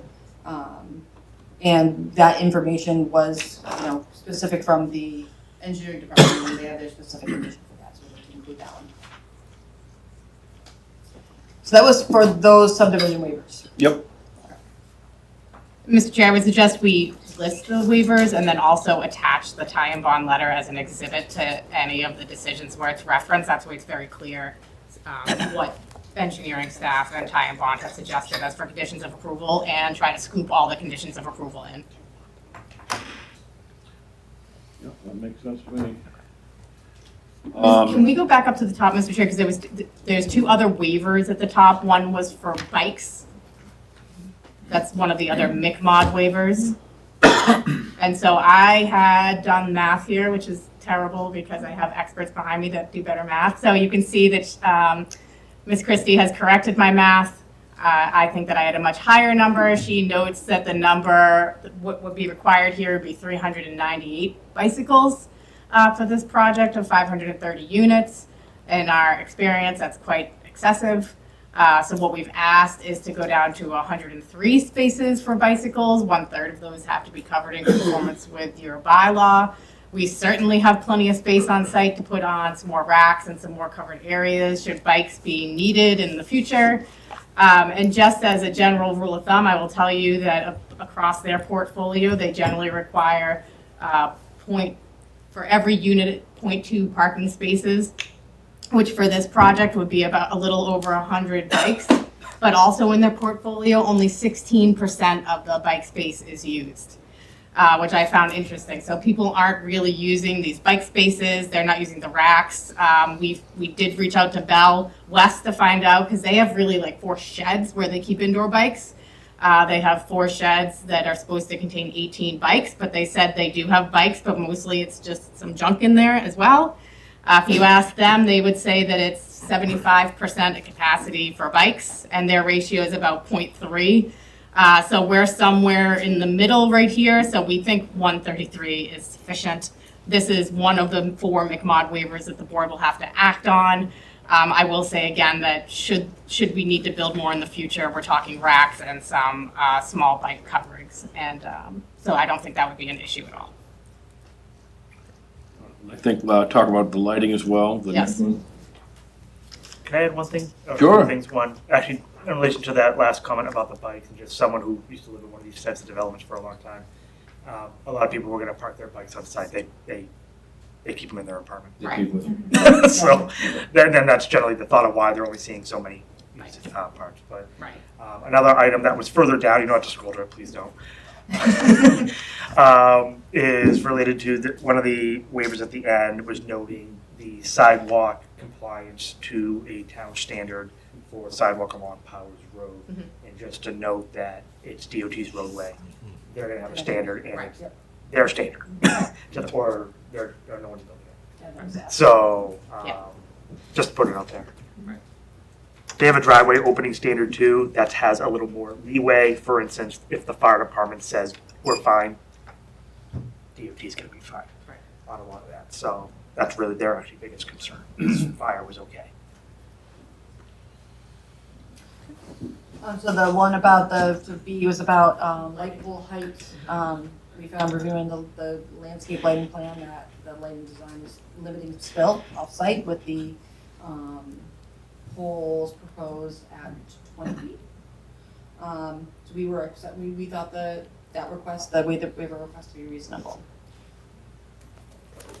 And Mr. Chair, there is one more waiver just for the board to consider, and it's one that we've talked about with Dodson Flinker a couple times. The way the bylaw is written, it's unclear of whether accessory structures have to comply with all of the setbacks. The garages towards the Burgoyne property do not comply with the setback requirements. Obviously, they allow for better screening, they're in a better location, we think that they're in a great spot. They're well within your waiver standards to allow for the garages in that spot. So I put it in there, so if the board finds that these accessory structures should comply with setbacks, then the board should also review this waiver and allow it for the garages towards the what direction? South of the property, thank you. Right there, so you can see it, it's perfect, because that's his commercial structure there to the rear. So we have our garages there, basically, they're a buffer, we have some landscaping there as well, so we would ask for the setback waiver for those 3 garages to the extent the board finds it's necessary. It's already drafted for the board's review. Makes sense. Anybody on the board or in the audience have any questions or comments on these waivers? To continue on Sam's comment, so the sidewalk standard on Powers Road, it's DOT road. So is that sidewalk standard being used to calculate the gift to basically build the sidewalk? Or is it a Westford town calculation? You know what I mean? Yeah, I'm sorry, So basically, one of the remediation is the $190,000 for construction of sidewalks to connect to Trail Sideway. Yep. Part of that's gonna be on Powers Road, which is Mass DOT. So does that 190 take into account the standard for DOT and their cost for linear foot? We did get that number straight from engineering, and we'll make sure that we find out that it incorporates all of that into DOT. And the town would obviously have to, there is some narrowing there, I think we discussed it when we were talking about building it ourselves, so the town will have to do some legwork to do takings or easements as well, in addition to that, so that's obviously not taken into consideration in 190, but we'll make sure. And the DOT detail's not gonna be so different than what the town would have done. It's just a matter of, if they find like a certain thing that they wanna be able to do, let's say there's a I'm not saying there is, but let's say there's a utility pole, and typically you might go around it, he might say do something, do this here, or things like that. It's gonna be a 5-foot sidewalk type thing. It's gonna be a certain curbing that they want. Right. It's gonna be a certain curb reveal. So it's not really any different than what your standard detail would be in town if you had one, or any rule regulation you have. Yeah, and just to your point, if it's not something that we can easily quantify, perhaps it's just rounding that number to 200,000 to make sure that we take into consideration those minor changes that the DOT may take into consideration, so the town's not on the hook for it. Because we want to make sure that it's actually constructed if we can get the easements and the taking for it. But we'll make sure we talk to engineering about it. Yeah. Bob? Nothing. Jordan? No, nothing. No? All set. Good evening. Good evening. Ann Nogler, 8 Nonset Lane. I just want to make sure that the board is aware that the standards that they came up with for the committee came up with for maximum block face was 450 feet, and for maximum block perimeter is 1,200 feet. And the applicant is asking for 800 by 1,845, 850 by 3,060, and 150 by 1,540. That's anywhere, only one of those dimensions meets the bylaw, and the other ones are anywhere from 154% to 255% of what is allowed in the bylaw. I don't think when the town voted on this, they expected a variance to be given at 255%, larger than what was allowed.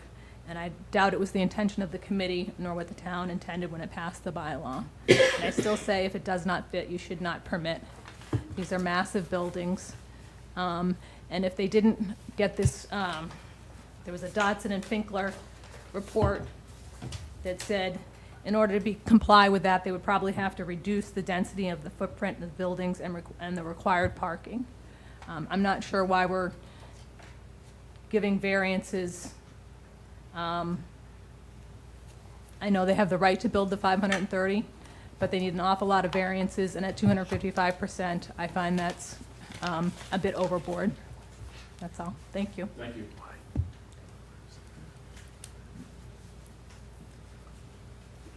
Mr. Chair, I just wanted to add one thing on the articulation. If the board just would like to see some height variation, we could accept that as a condition of approval. If we don't want to just, do another reiteration, we can just accept that as a condition of approval. So my client was just saying that he would agree to, change the articulation up a bit. It may not meet that perfect standard, so we still would need the waiver, but subject to the board's condition that we could draft, we could just allow for that additional articulation, especially as to the height. And we can show that with the public. Bob? Yeah, that's fine. I'm fine with that. Do we want to make it any higher, though? I guess we're making some of them lower. There seemed to be some articulation in the first building. But I don't think that was intentional. I think they said they were all the same height. We can clarify that a bit. I'll let my architect do it. Okay. There's articulation throughout the whole buildings, up and down in the parapets. I think one of the bylaws says that a building over 40 feet tall needs a jog of more than 2 feet. So we have jogs of more than 2 feet in all the buildings. In some cases, additional cases of jogs, they're not 2 feet, they're 1.5 feet, a foot. Again, those, we try to keep the minimum amount of parapets in order to keep the buildings lower, but we can look to, vary those heights more. If we all of them want to be the 2 feet, we can look at that. But every mass here, has a plan to jog the parapet, Yep, so that okay. there's variation in height. I think, though, we kind of jumped off the topic of the block face. Do we need to have a discussion of that and how we want to address it? Okay. And just to that point, so we've tried to address this from day one. We obviously had a very lengthy block to begin with.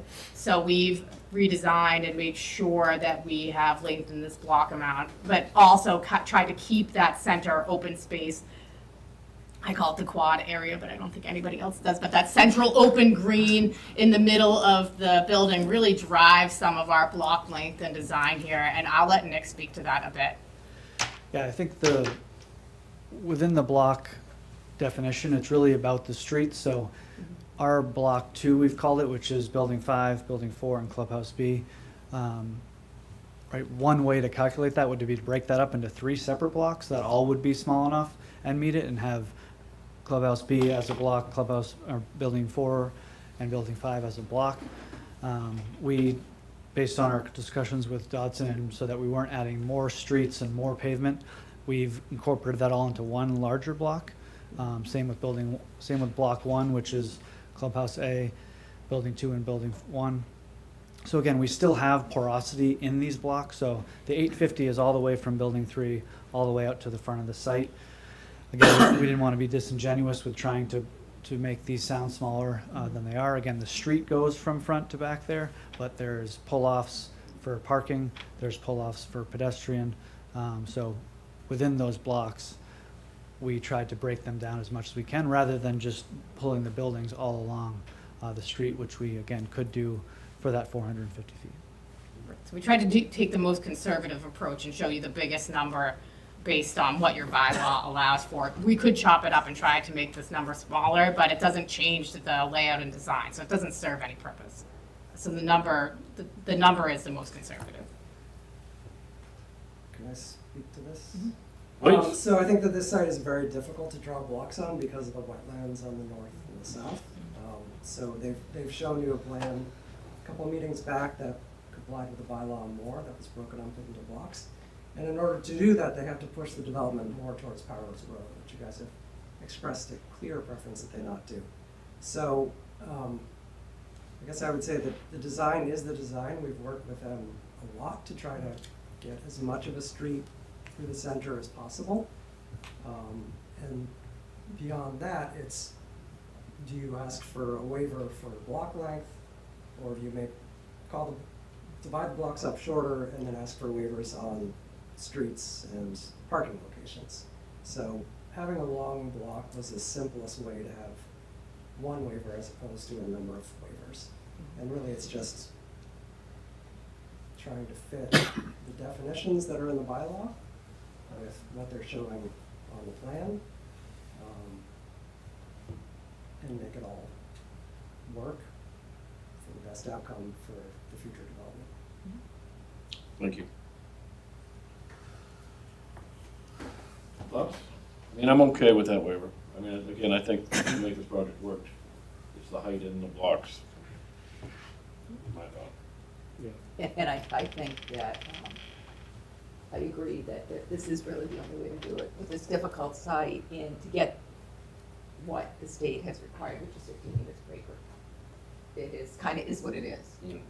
So I'm fine with it. For me, the articulation and the height is very site specific, and this is a kind of a different site. I mean, these buildings are some 300, 350 feet off the road, right? So by definition, like when you're looking at building 5 versus building 4 from Powers Road, the heights are going to appear different just because of the difference in the distance from the buildings, right? Yeah. So, like, I'm not convinced that we like have to have that much difference in height for it to visually look a little different from where most people will be viewing these. If you're an Ideal Block, or if you're in the Bell Building, you might not, but you're in a big building looking at another big building, so I don't even know if you care at that point. Similarly with the like articulation of the front of the building, I think the people that'll be looking at it are the residents. Like everyone else is going to be seeing sort of the size of the building, or you're going to be looking at building 5 from a really, really far distance, where I'm not sure that that articulation matters on this site, as it would maybe, you know, If it's along 110. if it's right on 110 and it's facing the road, like that's where that like visual frontage articulation and dealing with the massing, I think, makes a lot of sense for like the majority of the residents. The people who are going to move in here are going to make a decision whether they think it's a beautiful or hideous structure, and they're going to decide to live there or not based on that. Those are the people that are living at the front of the building. I think it is broken up too. I think, Agreed. you know, the maximum block size is longer than is mandated, but it's broken up. It's not one long building that's, 3,000 feet long. Warehouse, it's not a big warehouse. Right. Not Costco. Nope. I actually like how that looks.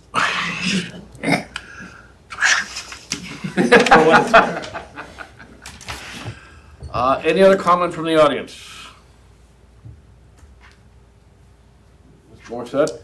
I guess at this point, I think we've gotten some good feedback and direction on the special permit decision. I guess at this point, we'd ask the board, would you task us with preparing the other draft decisions, because there's a lot of information we heard tonight. There's a lot of things that have to be called out. There's waivers. I think we got a sense of that. So I guess it would, to move forward, it would make sense to ask us to just prepare those draft decisions, because it is a lot of information. It's going to be a lot of work, and we'll have to coordinate with the consultants. Absolutely. So. All right. So yes, please, if we could direct staff to continue to work on those decisions. Okay.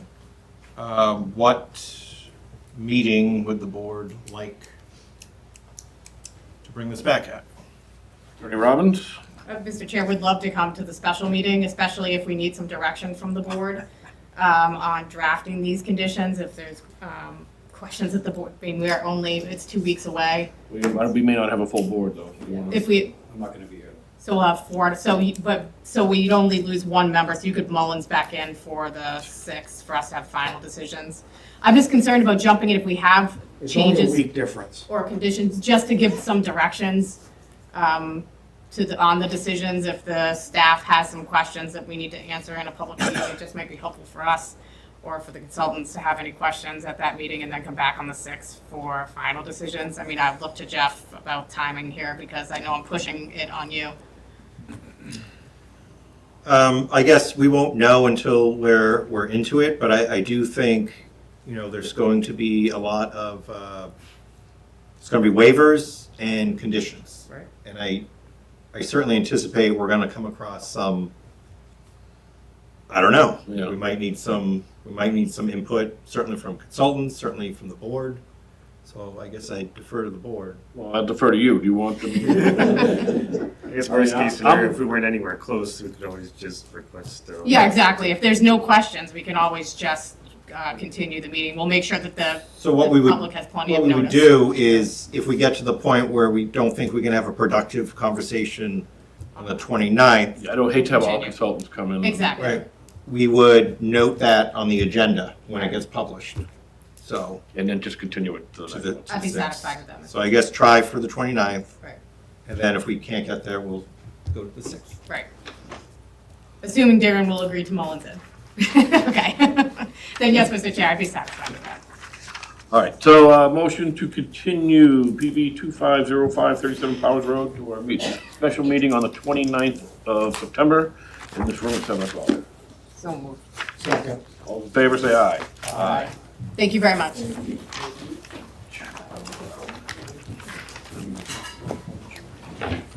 Or Kelly Linda's been sitting through this week. On this one. Please,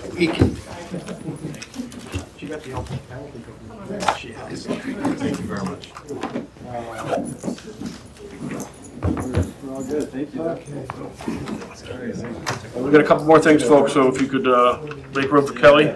Oh, take a short break. Do you need a break? No, Okay. no, he does. Oh, okay. Sorry to keep you waiting. Oh, that's fine. I knew this was a possibility. Give Darren a second. Too efficient, I guess, beforehand.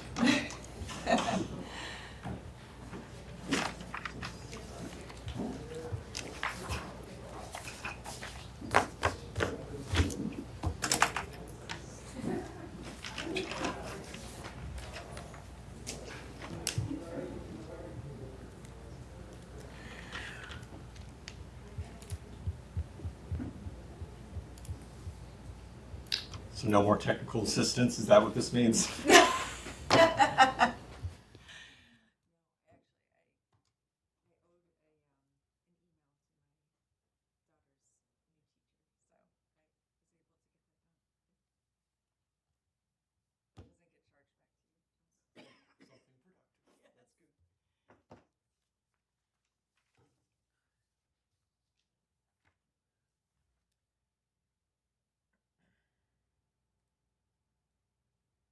So the only two that are left are the ADUs and the site plan. Great. I have them both here.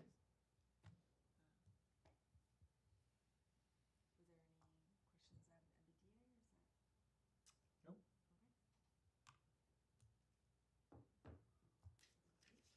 Is this the last bit of business tonight? Yep, these two are it. All right. So it's just me keeping you from going home.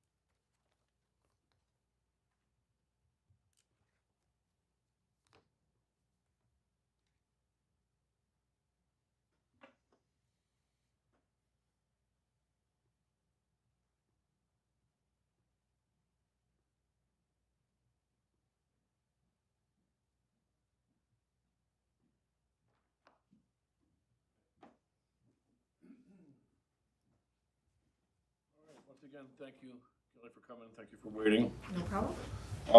Let's open, well, we've already opened, let's go to public hearing, PB 2526, amendment to section 3.3, ADU units. Great. So hello, members of the board. I'm Kelly Lynema, Deputy Director at the Northern Middlesex Council of Governments. We have been working with the town on looking at the state's new law regarding allowing accessory dwelling units by right, and then trying to reconcile that with your existing bylaw on ADUs. When we met at the last meeting, that was, August 15th?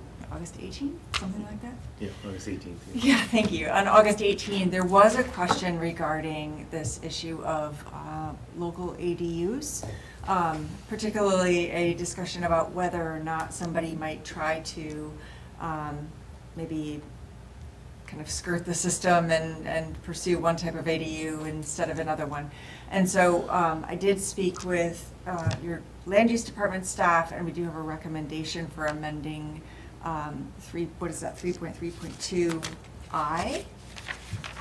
So instead of saying local ADUs must be larger than 900 square feet, or there must be a protected use ADU, our recommendation is to amend that to say local ADUs do not qualify as a protected use ADU. That would then not require local ADUs to be larger than 900 square foot. If someone wanted to pursue a local ADU that was 450 square feet, they could do that. But that would just then specify that you can have one and the other, but you cannot have two of both. So that would maybe allow somebody who does have a protected use ADU to pursue the local ADU, or vice versa. I believe that was the only other question that really came up, either from you or from the zoning board at that hearing. So if there are any other questions, I'm happy to address those. I actually do have just a Yes. couple questions. Yeah. On 331, paragraph 1, it says to provide small additional dwelling units to rent without adding to the number of buildings in the town or substantially altering the appearance. But we could have a local ADU that's a standalone. So wouldn't that be another actual building in the town? So is it building, or is it, should it be dwelling lots or something? You know what I'm trying to say? It doesn't. Sure. It doesn't really add a building. Yeah, I think this is where we were trying to amend without overly amending. Mhm.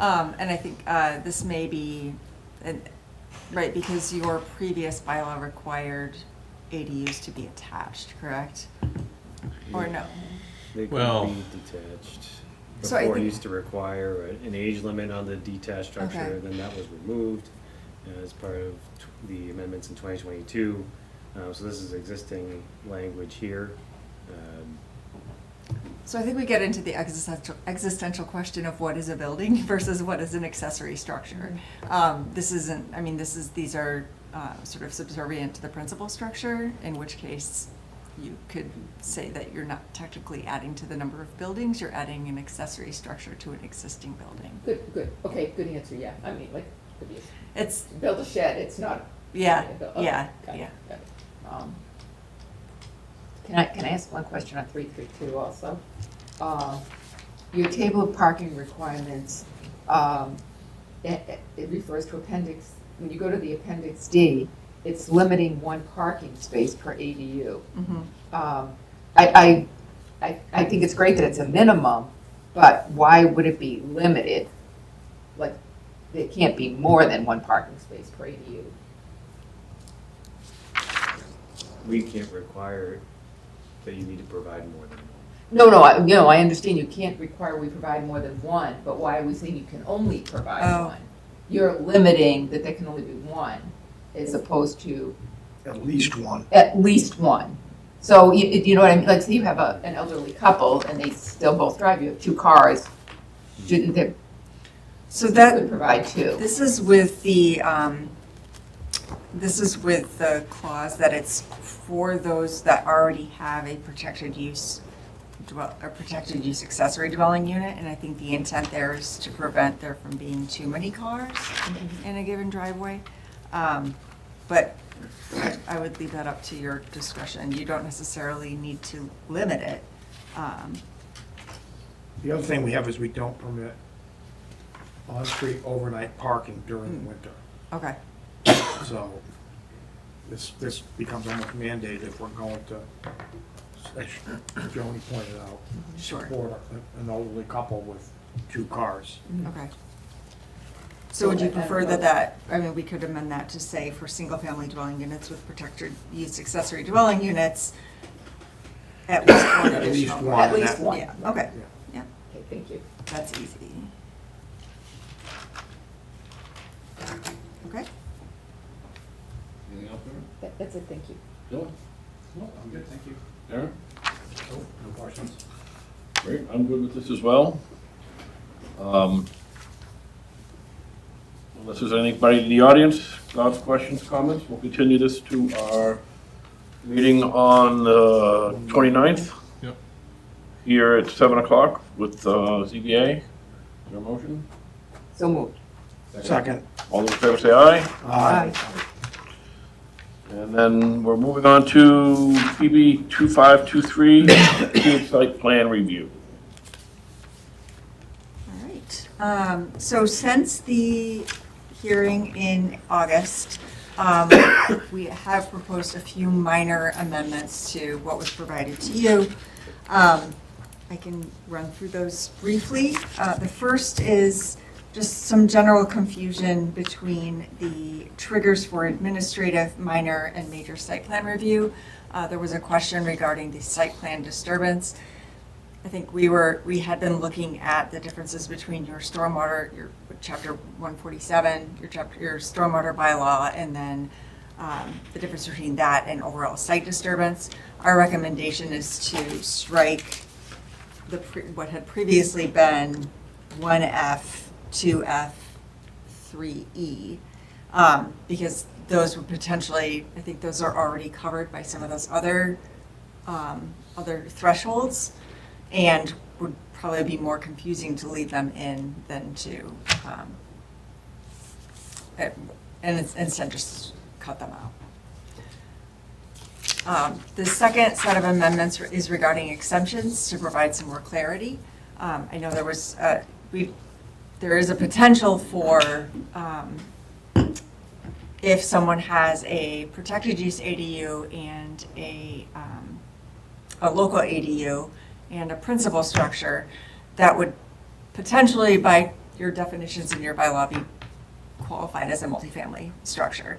And we don't want to subject accessory dwelling units to site plan review. And so therefore, we recommend that you add accessory dwelling units, whether protected use or subject to a special permit, and accessory structures like a shed or a garage to the exemptions, so those don't trigger site plan review. And then finally, we can't necessarily amend the definitions right now, and so for the interim, we're recommending that you define temporary uses within this subsection. And this is including some sort of a definition isn't uncommon.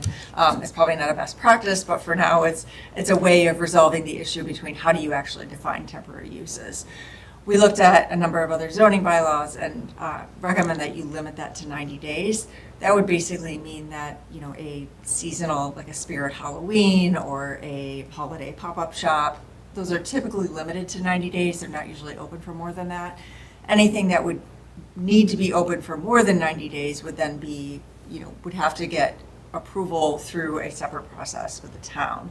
But this then defines temporary uses as being exempted from site plan review. If the owner or the tenant wishes to become a permanent use, then you would go through site plan review, because then it would be going from a temporary to a permanent use. But it would also be enough time where they could, if it's 90-day window, they could potentially go through that optional process then if they want it to persist for more than 90 days. And then the third potential amendment for your consideration is under 9.4.3. This is in response to some of the, just trying to clarify the distinction between special permit granting authorities, the planning board and the zoning board. We're recommending that we add the clause that only major, when special permit and major site plan review are required, those are automatically sent to the planning board. If a special permit is required from the planning board and site plan review is required, then the special permit should first be obtained from the special permit granting authority, and then that would be filed with the planning board or for administrative review. But either way, that sort of sets the zoning board apart as the special permit granting authority for things that are not major site plan review. Those are the only other amendments that we're recommending. Otherwise, everything else remains as provided earlier. Questions, thoughts, Bob? Yeah, just listening to Kelly on that last point.